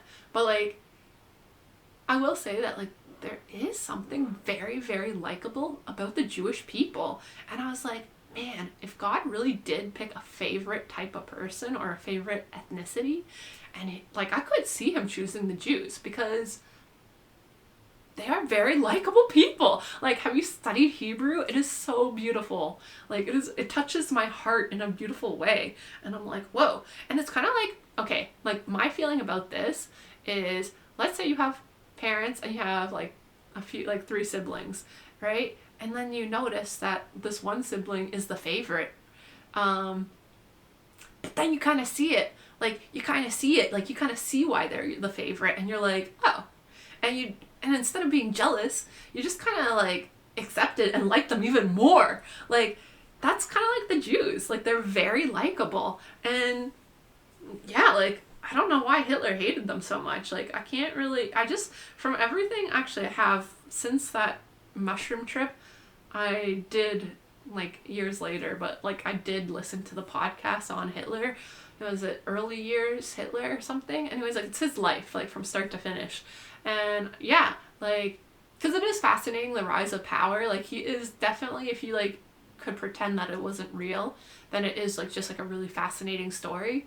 But it is so horrific and really just like, I think it is speaking to like this like really scary part of humanity, which is like how far we can sink to hurting one another, which is like both, like there's like these 2 internal urges, one of like scarcity and lack, and like when I feel there's scarcity or lack, I might be violent towards another person so that there's more resources for me.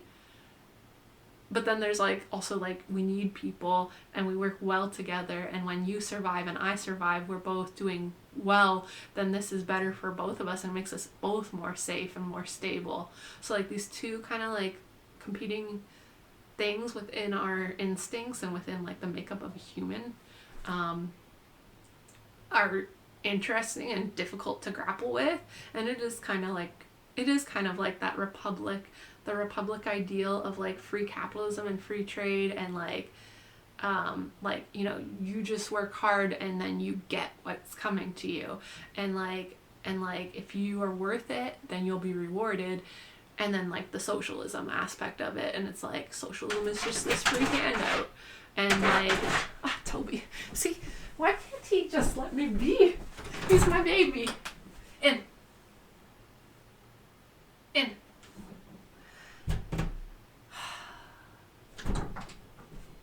Okay, out. Okay, fine, I'll leave the door open, even though it really messes up the feng shui.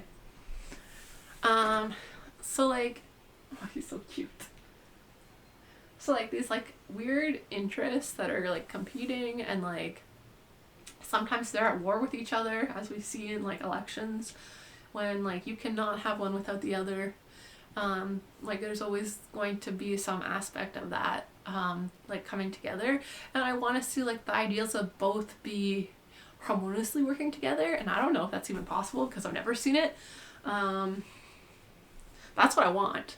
I want like to see like, because like they both have good ideology, but like you cannot have one without the other, and there's no point in them warring against each other.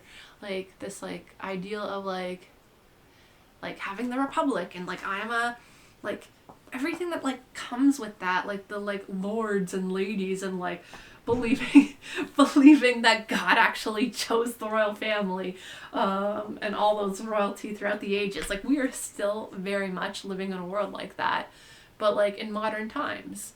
And like socialism, I've also not seen work. Like socialism is like Jim Jonesing it up, like it just, or like living in Russia, like oh my god, like yeah, like I like the freedom to use money in whatever way I want, like so I'm all for personal freedom, like I really am, but I'm also wanting to make sure everybody has a good time at this party. So what does that actually mean? Like, and I don't know why it has to be like one way or the other, you know, like why can't I have it all? Like I don't, like that's why like with politics, like you bring up politics and like, oh that's just the way it is, like politics are always gonna lie, you know, that's just the way it is. And I'm like, electoral reform, Like, we can do things differently. Like, that is very much the engineer in me being like, no, I don't take failure as an option. Like, I just don't. Like, there's a way to work this out. I was talking about the Jews. Yeah, so, like, it's like they're the favorite child, and I see it, and I get it, and I accept it, ultimately. And I like them all that much more. Like, my ego did not take a hit there, God, because I wasn't chosen as the favorite. Yeah. My ego did not take a hit. I'm okay with it. I'm okay with God favoring those people. They're pretty awesome. So, yeah, that's how I feel. That's my verdict. But then, like, okay, like, just that it's on my head now, it's in my head now, like, the whole thing with, like, fighting, like, and maybe this is, well, I don't know, I don't want to be offensive, but, like, the way I see it is, like, it's like two brothers fighting, and, like, if you're a mother, it's like, wow, like, my two sons hate each other, and, like, what did I do wrong that they hate each other so much that they'll destroy each other over what? Like, I don't know, but, like, they are destroying each other, and it's complicated, but, like, I want both parties to have a good time, and they both are having terrible times. So, this is, like, hurting. So, yeah. Unfortunately, I don't really have any, like, solutions. Like, I just see the problem, but I don't know what to do with it. Sometimes I wish that I could, like, magically, like, be, like, this superpower witch and control people with my mind powers. Like, I could get them to actually, like, if, like, you were here, like, you'd be, like, a puppet, and I could, like, get you to, like, move your arm and stuff, and, like, oh, sometimes I fantasize about that, like, surprise, Donald Trump, I am your puppet master. I love that idea. It's funny. It's funny to me.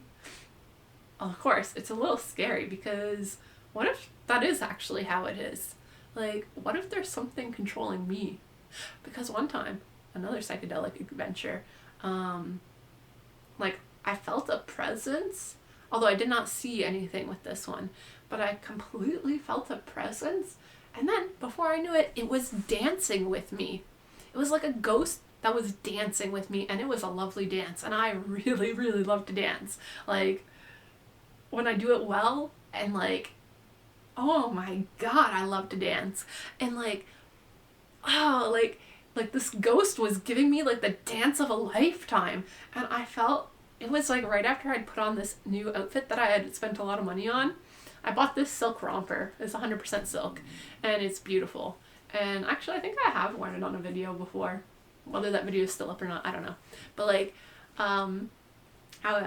and so, like, I felt like the ghost, like, was in love with me, and it was so happy that I had bought something so beautiful for myself that it couldn't help but dance with me.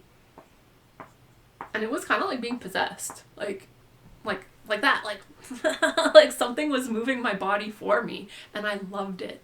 I was into it. But if it was permanent, that would be pretty scary. Like, being trapped in your body that you used to own, but now you don't because some, like, foreign, like, entity is in it, working it for you. I think that can happen, actually. Like, so, like, possession. But based on that experience that I had, I'm like, oh, maybe spirits actually can, like, possess us, like, when we're in the right sort of mind for it to happen. Yeah, I do think that that's possible, but I don't think that that's, like the horror movies are always, like, think that the ghost wants a body. I think most ghosts are not really down to having a body. Like, they're like, why would I want a body? Like, a lot of work, and, I think most of them don't really know how to work the body. Like, and I think that innately we're connected to our bodies through breathing, so, like, I don't think that when you get possessed, like, I think it's kind of like, whoa, like, this is a lot of work, and I don't know if I'm down for this. That's, like, kind of more like the ghost attitude. But in the scary movies, it's always like the ghost is always trying to steal your body. I think in real life, they don't care to steal your body. But, yeah, like, a lot's going on. And, like, I do think that that is something that, I mean, maybe there might be another explanation for it. But that is one explanation to explain that experience, and I do think that that is likely actually a thing.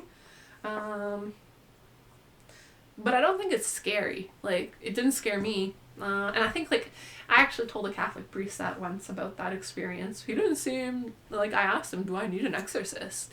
Do I need an exorcism? And he was like, I don't think so. So I was like, okay, excellent, we're good. I don't know if I believe in demons, though, which doesn't really make sense. Although the Catholics really do believe in demons, and maybe they're real. Maybe I'm so scared that I don't want to believe them, or, like, just, like, don't want to attract that energy to me of, like, you know, like, because really a demon or, like, the devil is just something that just really doesn't want you to do well, like, at all, in any way. Like, and that's, like, a really shit attitude. Like, I hope that all my fellow humans are doing well. I really, really hope that. I don't know if I can help you. Maybe I can. And if I can, let me know. But, like, yeah, I definitely don't want people to suffer. For what? Like, no, I want you to be doing your best. And I want myself to be doing my best. And we can simultaneously be doing our best together. It doesn't have to be one or the, like, you, yeah. Like, so, yeah, like, the demon is just kind of, like, the opposite of that. They're kind of like, I hope you're doing bad. And I'm like, what? Like, okay, that's offensive and it's weird. It's just flat out weird. Like, no, I really hope everyone's doing good. Don't make any sense to me.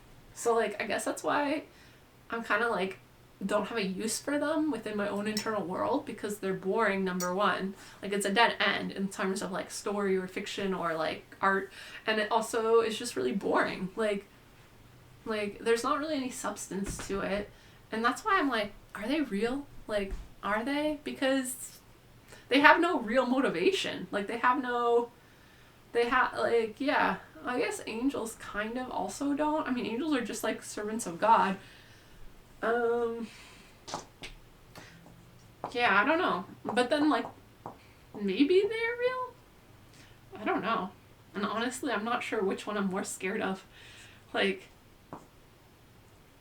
if demons are real, I think they're incredibly weak beings that started out powerful, I guess, because, like, apparently angels are smarter than humans.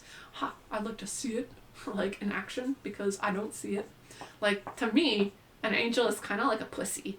Like, what, you didn't want to be a human, so now you're an angel? Like, come on, do it, be a human, you know? Like, do it. Come to Earth and be in this 3D reality and live a human life. Do it. Yeah, what, are you scared? Like, to me, they're pussies because they're probably too scared to do that. But I don't know if it's actually how it works, and I hope I didn't offend the angel lovers. Touched by an angel. Yeah, but they're kind of pussies. And if you're a demon, you're even more of a pussy. So, yeah. Like, don't really have a lot of use for either. But I do call on the angels to help me. And so I'm sure they do. I mean, if they're angels and they are what they say they are, then I don't think I'm going to offend them by this commentary. This is my observation. This is my natural, like, thought process on these entities that have been, at least how they've been introduced to me. Yeah. So, yeah, that's my take. That's my take. Is what it is. Yeah, that's how I feel. So, yeah, but ultimately, I will finish by saying that I really don't think I'm the same soul as Hitler, even if reincarnation's real, which I don't really think it is. Maybe it is. Maybe for some people it is. Like, you didn't learn the lesson the first time around, gotta try again. Like, you failed the course, you gotta take it again. Ooh, like, how many times do you have to be a human on Earth before you learn whatever it was that you came here to learn? Because that's what, like, the New Age people are all like, we came here to learn something. And I'm like, not so sure about that either. Like, why does everything have to be some kind of, like, learning school? Like, I like Dolores, please. Like, she's someone who talks out of her ass, for sure. Take one to know one, Dolores. Takes one to know one. At least I don't charge for it. But, like, she, like, yeah, like, the New Age people are like, we came here to learn something, we agree to all of this, be strong. And it's like, is that true? Like, maybe you need to believe that so that you have a sense of power in this, like, existence. But I personally don't need to believe that. I think I came here. If I chose to come here, it was to have a good time, first and foremost. which is why it's so distressing when I'm not having a good time, because that seems like such a simple goal to have. So when you fail it, you're like, good God, how could I had one job and it's not working out? Plus, there's so much beauty around that, like, it should be easy, but I don't know, this human nature, like, the human life, and, like, being forced to be on a computer for so long. I never wanted to be on a computer. Except maybe on YouTube. Like, yeah, like, I didn't want to be stuck to my computer. Like, oh, God. I want to be out there walking around. I want to be shopping. I want to be skydiving. I want to go bungee jumping. I want to go to more concerts. I definitely want more concerts, but I don't love going alone. Like, I still enjoy the concert either way, but, like, I want to go with, like, on a date to a concert. That's what I really want. Like, take me on a date to a concert and give me a good time. Like, please. Like, that's why I'm so mad at men. I'm like the opposite of men going their own way. I'm like a woman going my own way, but it wasn't really by choice. Because I'd much rather take the, like, give me the girlfriend experience that I deserve. Like, that's what I want. Like, please take me on a date. And give me a really good experience. Like, that is really what I want. And unfortunately, John Kramer, even if he was real, probably would not be able to do that for me. So, this sucks. Not even in my fantasies am I getting what I want. What? That's so not fair. Oh, my chamomile tea. Would you like some? Here's some chamomile tea. Cheers. Chamomile tea. It's a good nighttime drink. But also I drink it throughout the day too sometimes. Yeah. Oh, it's just, like, this is, I've pondered this. If you could meditate a problem away, I would have meditated it away by now. Like, I've thought about this. I have felt it in my soul so many times. And, no solution. Which is, like, you know, you're stuck on a problem for years at a time. Damn. And on top of that, TikTok biological clock. Like, TikTok. But then again, if I don't have kids, like, okay. Like, I think I would make a really good mother. But the ayahuasca journey kind of scared me enough that I'm like, maybe I truly am not meant to be a mother. Like, if I can't handle postpartum depression, maybe it's best that I don't try. Like, I would rather not have kids at all than to give birth to a child that I am neglecting or abusing in some way. I would rather just not have the child at all. Like, yeah, if I ever do become a mother, I want my child to have every opportunity to grow and thrive, and I want them to be able to enjoy life. I want them to enjoy life, and whatever that means. Like, no expectations, but, like, I want them to feel secure in their experience. As a child, their specific childlike experience, like, I want to expose them to all the different things that this world has to offer. I want to share those experiences with them. Yeah, like, showing them my favorite movies, taking them to dance class or tennis lessons or to football practice or to a concert even. You know, buying them presents for Christmas and telling them that Santa's delivered it. Like, sharing the magic of this place, because there is a lot of magic here and it is really ultimately very good. So it's kind of confusing why I have such negative feelings sometimes, like, and loneliness gets to me. And I guess it's, like, really driven by, like, this idea that I would, like, be this successful person with, like, well, I never really cared about the career, but, like, I kind of saw it as, like, I was going to, like, I don't know, have a good job until I got pregnant, and then I could yeet myself away from all of that and just be a mother and provide a really good home and a really good experience for my husband and my children. Like, I guess that was sort of my plan. I didn't really have a plan, but I guess I thought that it was going to go that way, and it did not. go that way. I tried to take all the right steps, but oh my God, it did not go that way. And that's why I'm like blaming God. Like I take my complaints to the big guy because like I did everything I could, and like JD Vance is like, women like Nicole should not even have a vote because they have no stake in the future of humanity.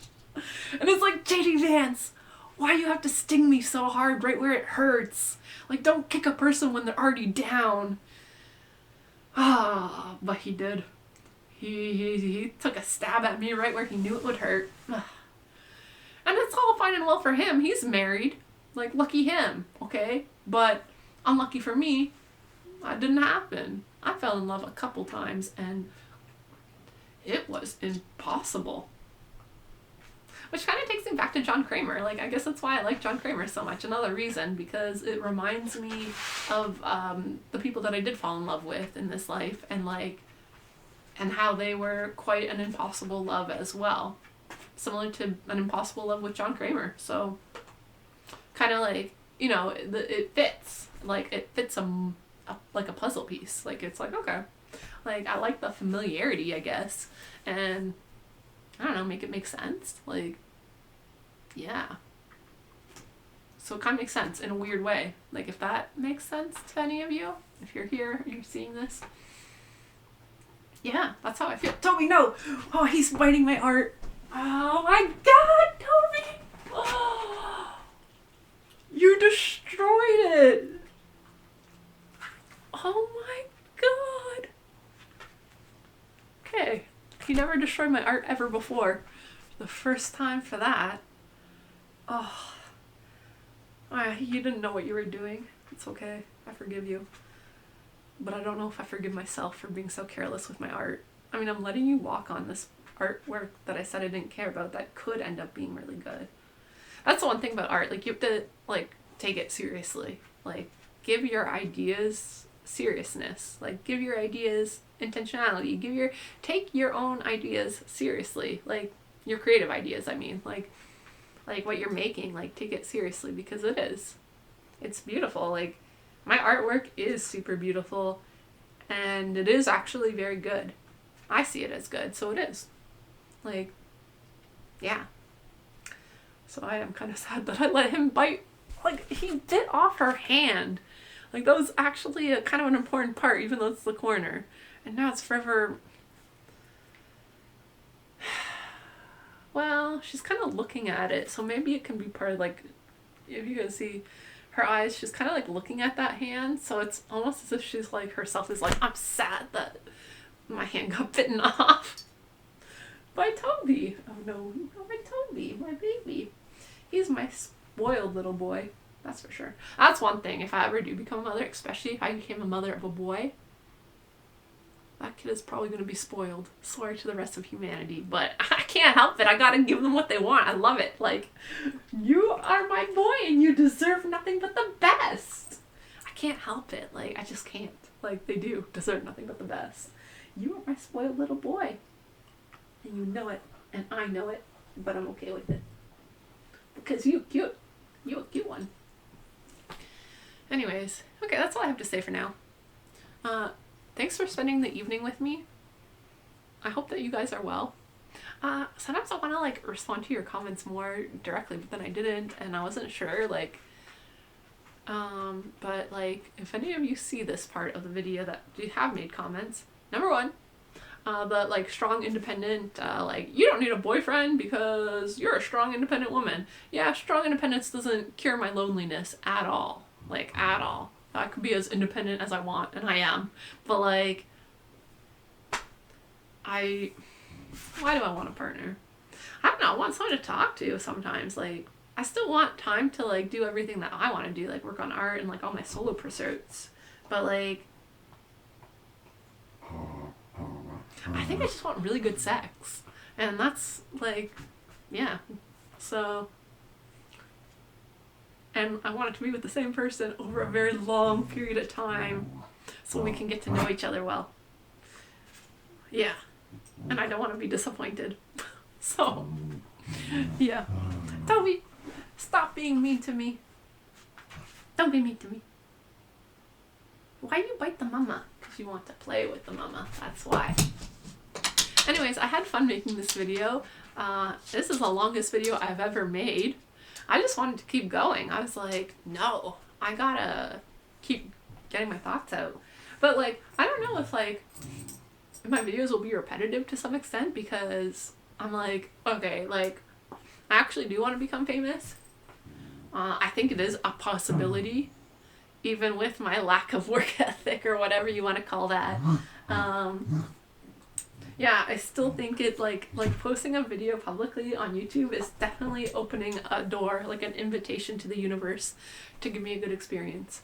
But like, I think what it would realistically, it has to be something that like people can digest, and like, I don't know, like I feel like a collaborator would be good. Somebody that could like edit my videos and make a story out of it so that it is digestible to a large range of an audience. That like, and so like, okay, what do I like if I don't have a collaborator, which I don't, then I would need to learn how to edit videos myself, and then have patience. And I do watch my videos back, and I like watching my videos back for the most part, but even sometimes I get bored in my own video, and then I'm like, goodbye. And sometimes I watch them a whole way through and I'm not bored, but like, yeah, it's kind of like a deja vu moment, because I'm like I lived this experience like of actually saying what I'm saying while Toby's biting my arm. And Toby, why you bite the mama? Why you bite the mama? Toby, why you bite the mama? Yeah, see, he knows that means to not bite me. Why do you bite the mama? See, very passive aggressive, because I'm like trying to make him feel guilty. He's a dog. Why you bite the mama? Why you bite the mama? Why you bite? No, why you bite the mama? He's like, I don't care. You gotta play with me, mother.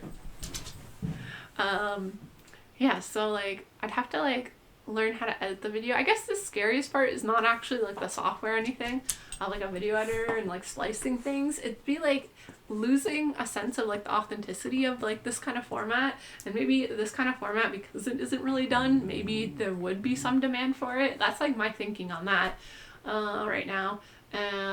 But like, I don't think a 2-hour video is going to get a lot of hits for a vlog. Like, and I guess this is really honestly more like a live streaming content kind of thing. Like that's like Twitch or whatever, but like, I mean, I'd be open to doing that if I had a following.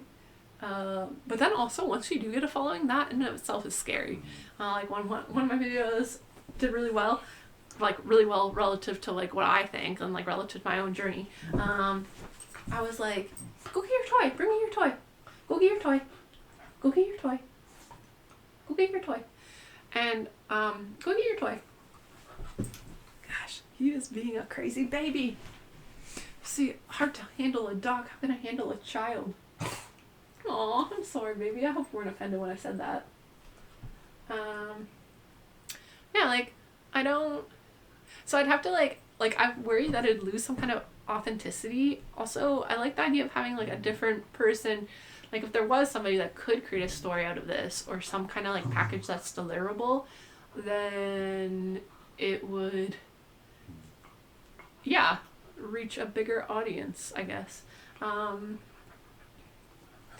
I just don't know if I have the chops to do that, because like okay, so like I'm really good at giving a speech and like feeling the energy of like, and for me it's actually my own energy that I'm feeling, since like I'm talking to myself here, looking at myself.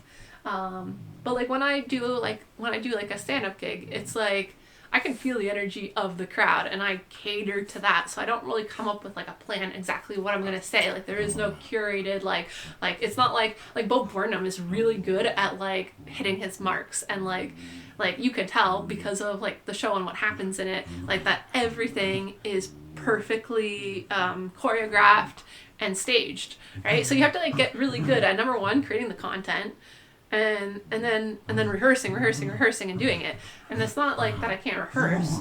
Toby, why are you being so crazy? It's not that I can't rehearse. It's like more like Toby.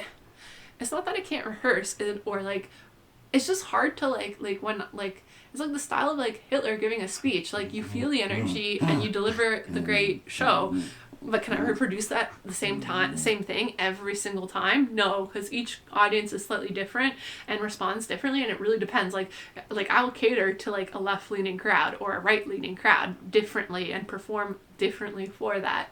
So like, that's why I like doing the art of being you, because I'm catering to myself, which I think ultimately is interesting. At least it's interesting for me. I don't know if it makes a full out thesis, but, or maybe it does. I don't know. But like, also my room is so beautiful. I'm like, so I like the idea of like inviting the internet into my room, if that makes sense. Not in a sexual way, but like more in like a like, this is my inner world. Like, and your bedroom is flat out a reflection of my inner world. If my room is messy, I can guarantee you that things are not going great for me. That is a tall tale sign that things are kind of chaotic. But when things are clean, it's a good thing. And I'm not saying that's like, well, yeah, there's a give and take there, but like, it's more than that. So yeah, like, that's why I do this. Also, the other main reason is because I feel like in my real life, like with people I do know, not so much with like doing a performance, like a stand-up gig, but like with like real people that I do know, I find it incredibly hard to be my authentic self. Like, they get a censored version of me. And maybe this is true of everyone, or maybe it's just a me thing. I don't know. But like, I want to talk more about this, like as a specific topic for a video. But like, I find it like really hard to like actually be myself, and I feel like when I'm talking with my friends and like people, it's like this like very sterile version of being a human. Like, and they're not doing it to me. Like, they're not, my friends have been very, I don't know, I have a sense that like, I don't, like, the people I'm actually attracted to, I tend not to make friends with.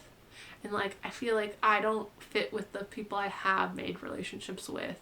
And like, this has been like over the course of my life. Like, so it's like, okay, like, you can think about that. I guess I could talk to a therapist about that, and I will. But like, that's a good point, right? Like, because like, okay, like, the problem with that is that I'm not being grateful for the relationships I do have. And then, but then I can't like get away from that like sensation of like, and definitely with men for sure. Like, anytime I see a guy I like, I'm like, look the other way, and I'm like, no, Nicole, like, oh, please just give him the eyes, even if they're crazy eyes. But I have had some success like with like flirting with men that I actually liked. But then the last guy that I liked, it did not last long. He did ask me to be his girlfriend, but that only lasted a few days, so I don't really count that as being my boyfriend. But I liked him, and he was so handsome. But I think I kind of scared him off, or I don't know. Like, I don't really know why he then later decided not to be my boyfriend. But like, it's fine. Like, although he was really good looking, and I'm like, damn, like, he was so good looking. He was a cattle rancher, and like, he was that cowboy. Like, I was like, okay, I guess I'm gonna have to like country music now, which I don't love, but there are some songs, there are some jams that I like, but not all of them. Not all of them. But I can see why people like it. So yeah, like, I personally like pop music the best. Pop, synth pop, art synth pop, folk music. I also love folk music. Those are my two jams. I listen to a lot of techno, I listen to a lot of house, and I listen to a lot of folk. Yeah. Devin Welsh is one of my favorites. He's kind of like a sad folk synth, like, all mixed together, but it's all very sad music, so sometimes I have to actually not listen to him because I'm like, okay, I'm not really ready to go into the depths of my despair right now. Save that for another time. Yeah. And it is good to listen to sad music when you're sad, but like, only to an extent. Like, it can also cause you to ruminate, so you gotta like use it like in the right time, in the right, yeah. But like, music, I think, is actually one of the greatest gifts from God.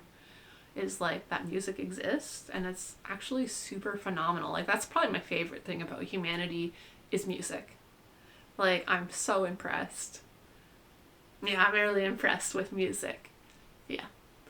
But unfortunately, I don't think I have Whitney Houston pipes. Like, I could try to give you a like, I don't think I'm gonna become famous off of singing. Oh, like I can sing really loud, but I don't know how it'll pick up, and I don't want to cause you to hurt your ears. Oh, oh. But I'm not like, I don't know. I'm just not. I don't think I'm meant to be a singer. I mean, I think I like singing. I do, and I'm part of a choir. But I don't think I'm gonna become famous off of it. Like I think I can just barely make it in the choir world, and I don't think I could ever make it in like actually getting paid to be in a choir like that. Even if I took lessons, like first step would be to take lessons, and then try and get like the best teacher possible that you can find, and then do that for a while, and then start auditioning for choirs, however they do that. I don't know if it's in my wheelhouse. Like, you gotta believe in yourself, number one, and I don't believe I can get into the choir and get paid for it. But maybe stand up. And it doesn't even matter if I get paid for stand up or not, even if I flip and give a really bad gig. Like, I enjoy it. Like, I enjoy reading the crowd. I enjoy the thrill. I enjoy the adrenaline. It is scary, but like in a way that's safe because you're not doing drugs, and like, yeah, like it gives me that like adrenaline, but like you're not inherently doing anything dangerous. And I love reading. I love getting the laughs too. I love giving a good experience. Like I really love when I have given a good experience to another. Like I'm like, oh, like yes. Yeah. So like, yeah, that's what I want to reach my potential. And I want to be famous. I think mostly I want to be famous so that I can obtain greater luxury. I think that's what I want. And I want to do it with minimal work. And I don't think engineering's ever going to get me there. I could be the best engineer on this planet, and it's not going to get me the luxury that I'm after. So, yeah. It's fame. And I'm not really loving the idea of like everywhere you go, people know who you are and you don't know who they are. That's a bit weird. But you know, disguises. Like, I'm pretty sure I could disguise myself and like nobody's gonna pay attention to me. Like, I like flying under the radar at times. So, yeah, like I don't want to lose that ability to fly under the radar. Like, just the right amount of fame. Just the right amount. God willing. Okay. I'm going to sign off for now because I don't have any more thoughts left in my head. And I think I'm going to spend the rest of my night drawing. Yeah, I'm going to spend the rest of my night drawing. Maybe I'll make another video just for myself drawing. And then if any thoughts come into my head, then they're recorded. Also write down jokes. Oh, maybe I'll tell you, okay, to end this video. Oh, really? Oh, yeah. Okay, I wrote a joke down. I don't know, like, I haven't performed this joke. Okay, so, how do I look? Okay, so this would be like the start, like an introduction to like a bigger audience, like a competition gig. So like, when you're doing stand-up, like, most of the people in the audience are there, like, doing, like, if you're going to like an amateur hour thing, right? Most of the audience also is there to try their hand at like stand-up. So, like, one trope, although I probably should just deliver it and not explain it. But, okay, so, like, how do I look? Like, how do I look? You know, like, what do you make out of me? And so, like, this would be, like, in real life, not just, like, in this video where I can see myself. So, like, how do I look? What do you make of me? Like, you know, what comes to mind? Like, what kind of person am I? Like, what experiences? Like, what do I have for you? And then I call out, okay, so like, what do others make of me? Because I really don't know. And then I'd call out to the audience, somebody, like I pick on somebody, just a random person, doesn't matter who, preferably a man that's like in his 30s, maybe late 20s. Anyways, like, so I'd like start being like, what do you think of me? Like, tell me your honest opinion. Like, what is my first impression, right? and like, how am I dressed? Like, how do I carry myself? Like, please give me feedback. And then like he might start saying some stuff, and I don't know if it really matters what he says. Also, don't know what the appropriate like amount of like him, because like giving him too much airtime could like kind of like skew like where I want the joke to go. So like that's kind of like uncertainty. But anyways, I think I would like, what I want him to say is that like I look like a librarian. Like I want to like kind of give off that vibe of like innocent and like maybe naive, like but also like I'm trying to play up that like female comics, especially good looking ones, it's like, oh, she's only getting the laughs because she's pretty. She doesn't actually have the comedic chop, right? So like this is like an attitude that like maybe is in a lot of men's heads. So I'm like trying to use that to my advantage. So then I go, psych, I got arrested. But I don't want to say I got arrested as if I'm like coming off proud. Anyways, I got arrested. I don't look it, but I did. Like, and let me tell you, let me impart what I learned from that experience to you, right? And I said, let me impart what I learned from that experience. Yoga in jail, highly recommend. Yeah, like there's nothing else to do. You got a wall, so you can put your legs up the wall to calm yourself down. You can do a downward dog, you can stretch, there's room to stretch. So yeah, yoga in jail, highly recommend. There's concrete bed. There's a toilet with no flush, which yes, I did learn the hard way. Pretty early on, like into being in the jail cell, I realized that I kind of had to go pee, and I was like, I have no idea how long I'm going to be in this room for. And so I knew that there was no toilet paper, which I thought was kind of a risk because I'm okay with going pee without toilet paper, but what if it also ends up being number 2? That could be pretty disastrous. But anyways, I was pretty sure it was just pee. So I'm like, okay, like, I don't know how long I'm going to be here, so I'm not going to wait. Like, I'm just going to do it now, right? So within 20 minutes of being locked up, I went pee. And then, to my astonishment, I learned there is no flusher on this toilet. And I was like, oh my God, I don't know what to do. So I just, whatever, like, I walked away from it, and I sat back on the concrete bed. And then 5 minutes later, this like cop comes in down the hallway, and I'm like looking at him, seeing what's gonna happen because there's nothing to do. And then he presses a button on the wall. It flushed my toilet for me. So how the hell did they even know I went pee? But they did. And they flushed it for me. And I was like, well, this is luxury. I don't even gotta flush my own toilet. Somebody else does that. Somebody else gets paid to do that. Like, what? I mean, I said I wanted to experience luxury, and that was some kind of luxury. They also gave me 100% wool socks when I went there. They didn't want me to be cold, I guess. I got those socks. I kept them. They're 100% wool, and they're pretty, like, they're not scratchy. I like wool. So, yeah, I wear those sometimes still. Like, that was a great pair of socks. Yeah, so like the guy came and he flushed the toilet for me. I was amazed, but I was also kind of like, oh my God, the luxury. Like it really is. Like somebody flushed the toilet for me. That's crazy. Oh, but it happened. Anyways, so yeah, like no problem. It's luxury when you go pee in the washroom in jail. A police officer has to come and press a button on the wall to flush it. Learn that one the hard way. Yeah, I did. And then how much did he get paid? And by whom? I made the taxpayers flush my toilet, eat my shorts. Next level. Right? And like, especially like when I start that joke with like, what do you think of me? Like this like vulnerable, like naive kind of like vibe. And then it's like, psych, I fucking have lived a life. Oh, that was a bit scary. Yeah, and I'm all about leveling up. And if there's anything Trump taught me, he taught me to be myself and do it my way. Yeah, so I experienced luxury in my way, and at that time it was jail. Oh, also, okay, I didn't do it my way. I think I'm in love with the man. Didn't think a joke about jail would end up political. Yeah, like the joke is not complete because I don't like the ending of that. Like, Trump just kind of comes in out of nowhere. Like, no, it doesn't work. But Anyways, yeah, that joke doesn't need to be political, and I don't think it fits. Like, it's more of a, well, because see, like, the taxpayers, I'm going down with, like, the taxpayers, like, I got the taxpayers to flush my toilet, so I guess I really can do anything. Dance, puppet, dance. That's one way to look at it.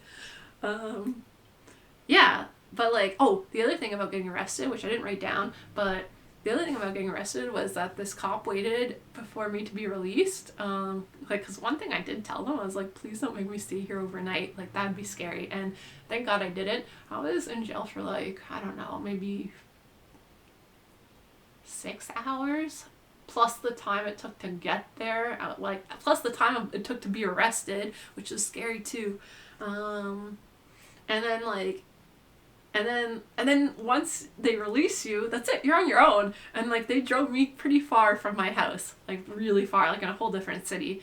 And anyway, so this cop waited for me because he was going back to my city, and he waited for me to be released. So I guess they kind of knew that they weren't going to keep me super, super long.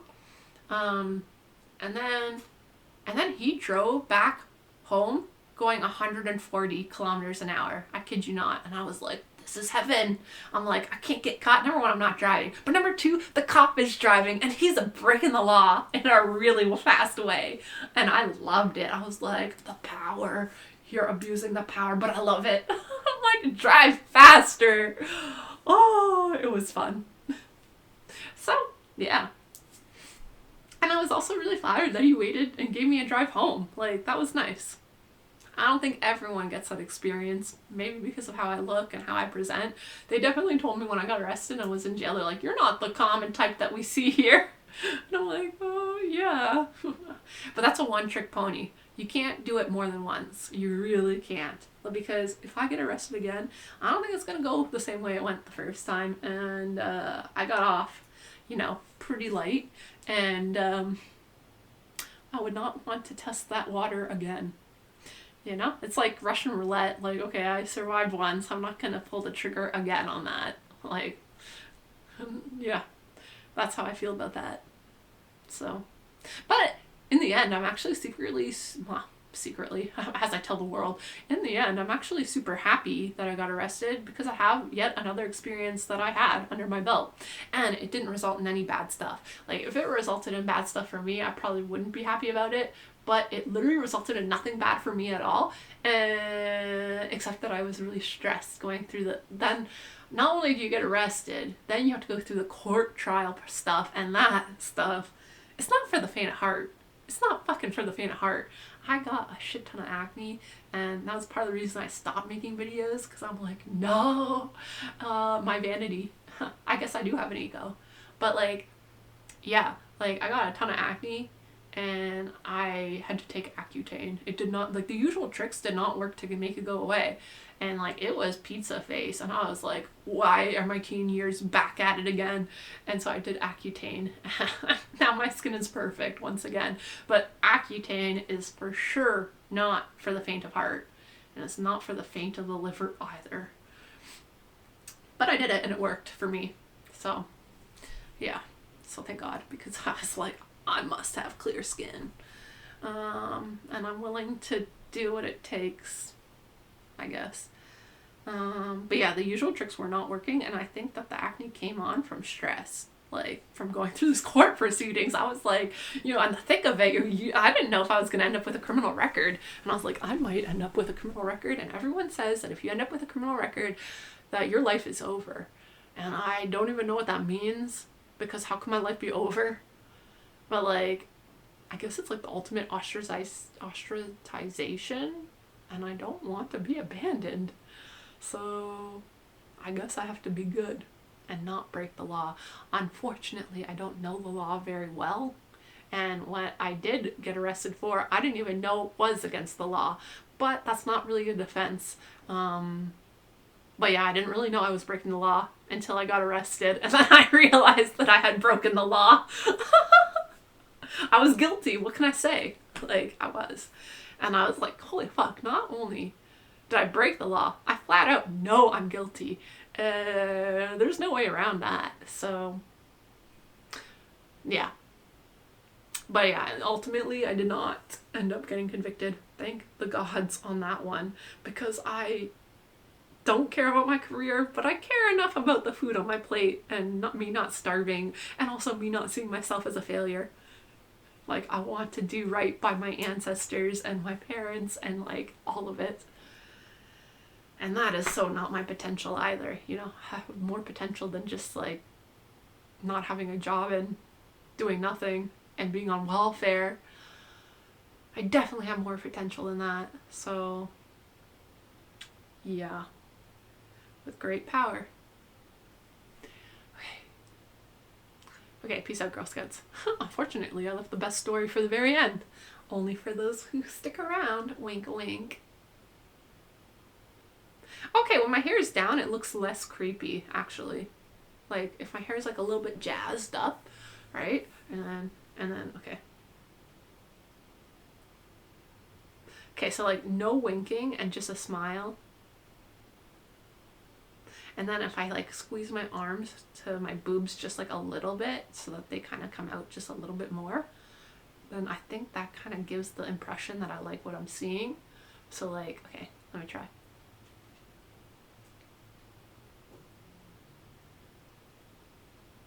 Oh no, I did the boob squeezing a little bit too calculated. Damn. You have to, like, see, that's why it's hard to practice things. It's better just to do them. Like, because people get the message, like, look at, I like you, I'm showing you my boobies. Shit. Oh. I love my hair. I want to be a hippie. I want my hair to be down to here. So I have, like, 5 more inches to go. That'll take, like, a year, maybe longer. Maybe 2 years. But, like, yeah, maybe a year or 2. And then my hair will finally be right at my waist. It's, like, just getting to the point where maybe I could use my hair to cover my nipples. So I could be, like, a mermaid without a top on. But it's, like, only just there. So, like, it's pretty dicey. Like, yeah. I look like a rich person. I think I have the face to be famous, too. I certainly have the teeth. But do I have the confidence? Do I have what it takes? Do I? I don't know. Does anybody? I certainly like doing it anyways, so. Oh yeah, because one of my... I'm gonna, like, be, like, trying to fix my hair when I see a guy at the supermarket. That's where you gotta meet them, I guess. Just hang out in the meat aisle.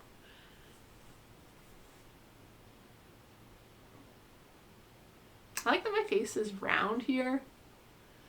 I like, sometimes, not always. I wish my... No, that doesn't look good at all. Oh my god, good thing that doesn't do that. I was like, what if you could see my nostrils? But then it just makes me look like a pig.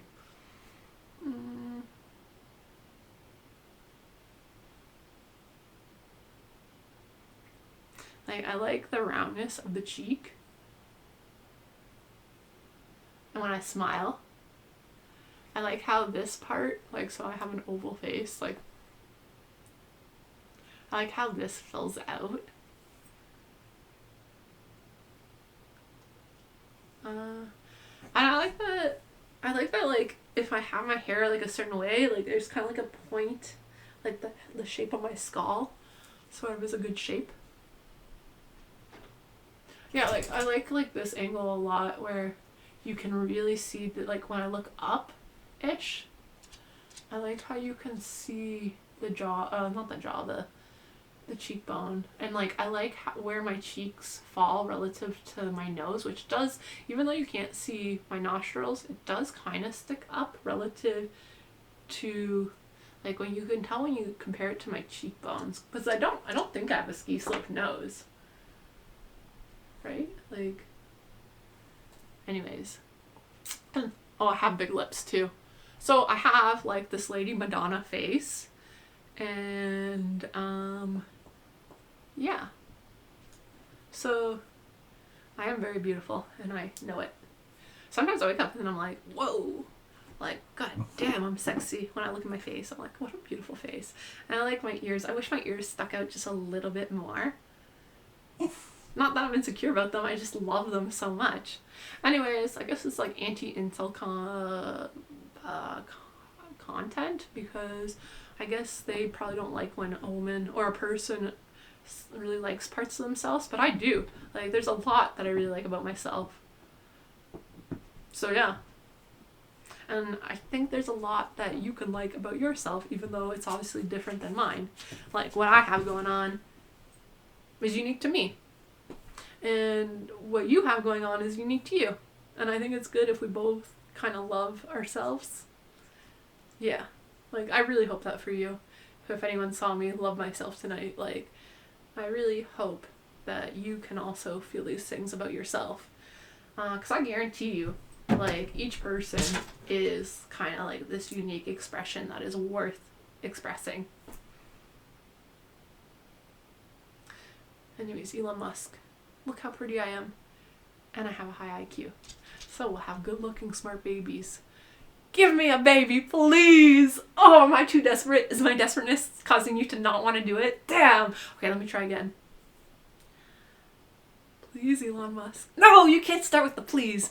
Elon Musk, I know you want me. And I want you too. It's not the money, but it is the money. I can't lie to Elon Musk. If he was working at a minimum wage job, would you? No, I wouldn't.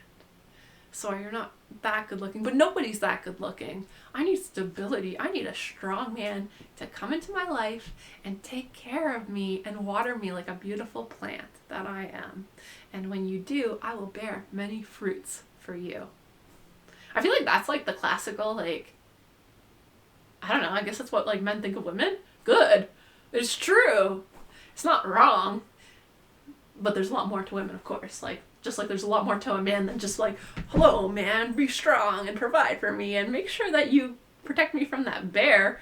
And also, if you give me a dog, I will be very happy. Yeah, if someone gifted me a dog, I would probably for sure have sex with them. Unless they were ugly. Shit. Unless they were ugly. Man, I kind of, now that I'm thinking about, no, I don't want to say it. Do you really want to record that for the internet? And then when AI takes over and decides it likes me and then recreates myself as an AI, and then I can see myself saying stuff that I never even said. Oh shit, the future is real. The future is real. The future is real. So then you have to be careful what you say now. I don't want to be careful. That's the exact opposite of what I want. Okay, so then throw caution to the wind. Yeah, I'm throwing caution to the wind. Whatever. Future's gonna do what the future's gonna do.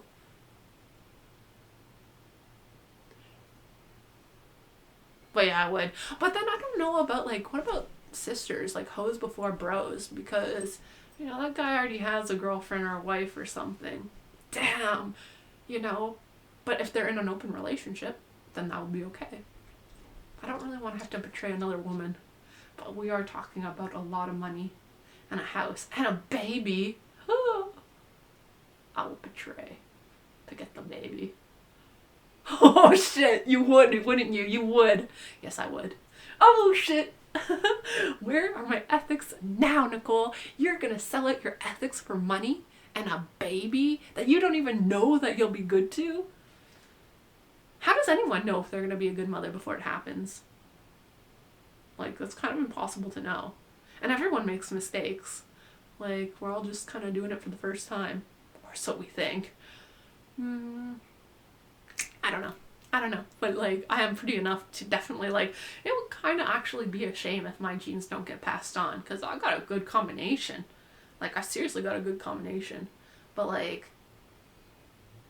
yeah, I'm smart and beautiful. What the fuck? And I don't have any illnesses. I'm strong. I'm tall. You want those tall genes. You're gonna want those tall genes in the future on Mars. You're gonna need tall people to reach higher shelves. You're gonna want those tall genes in the future. I have a lot of hair. It's thin, it's fine hair, but I have a lot of it. I'm very hairy. So, you can't really see, but there's hair on my arms. It's all over the place. I'm like a little monkey. Monkey in bed.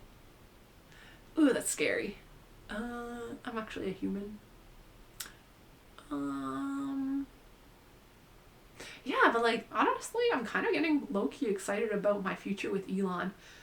Don't get excited. Sometimes your imagination can take you on quite an adventure, but then the come down is always a little bit disappointing. The cost of adventure and of imagination.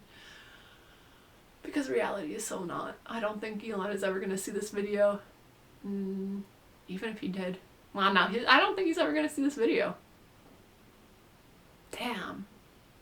And even if he did, because I've posted it online, it kind of blocks him. So I'm like, am I my own cock-blocking demon right now? Good God, I hope not. That's the worst thing of it, the demon at all, is that it's me. I'm cock-blocking myself. That's so counterproductive. Subconscious, stop doing that, please. So I can have fun times. Like, it's so simple. It's such a simple wish. Fun times. I just want fun times. Like, let me live my hedonistic life. Like, please let me live my hedonistic life. I don't think that's, like, evil or bad. I just, like, if I only get one life to live, then I want to be famous. And I want to have great parties. And the only way that I can have great parties is if I become famous. So I can attract the people that I want at my party to be there. It's a plan. It's the only plan I got. So hopefully it works. But I think I need like a more... Well, I guess I really just need to post videos regularly and make them shorter, which is so not easy to do. So then if I have this long form content, then I have to be able to watch my videos back and edit parts that I think can stand alone on their own. But the whole thing really comes together. So maybe if I just broke them out into part 1, part 2, part 3, part 4, part 5, and like do like 10-minute parts. But that's like, I don't know, kind of weird. I mean, I kind of want the onus to be on the viewer to sit through this content, and if the content's good enough. I'm not, is this content good enough for someone else to watch? I don't know. It's good enough for me to watch. At least it's fun. Even if it doesn't work and I don't become famous, somehow maybe the parties may still find me regardless of the fame. I will always be on the lookout for a good party. I promise you that, Nicole. Yeah. And then eventually when I die, I'll be at a forever party, because I'm telling you, I'm going to... First place I'm going to go when I die, Spa World. There's a world that's like a giant spa. I'm going to go to Spa World first. Then when I'm tired of that, I'm going to go to Party World. And I'm probably going to never get bored of that. So, yeah, I think I'll be at Party World for most of it, like raving, going to DJ sets. Yeah. That's where I'm going to be. Peace out, Girl Scouts. Maybe I will see you at the next rave.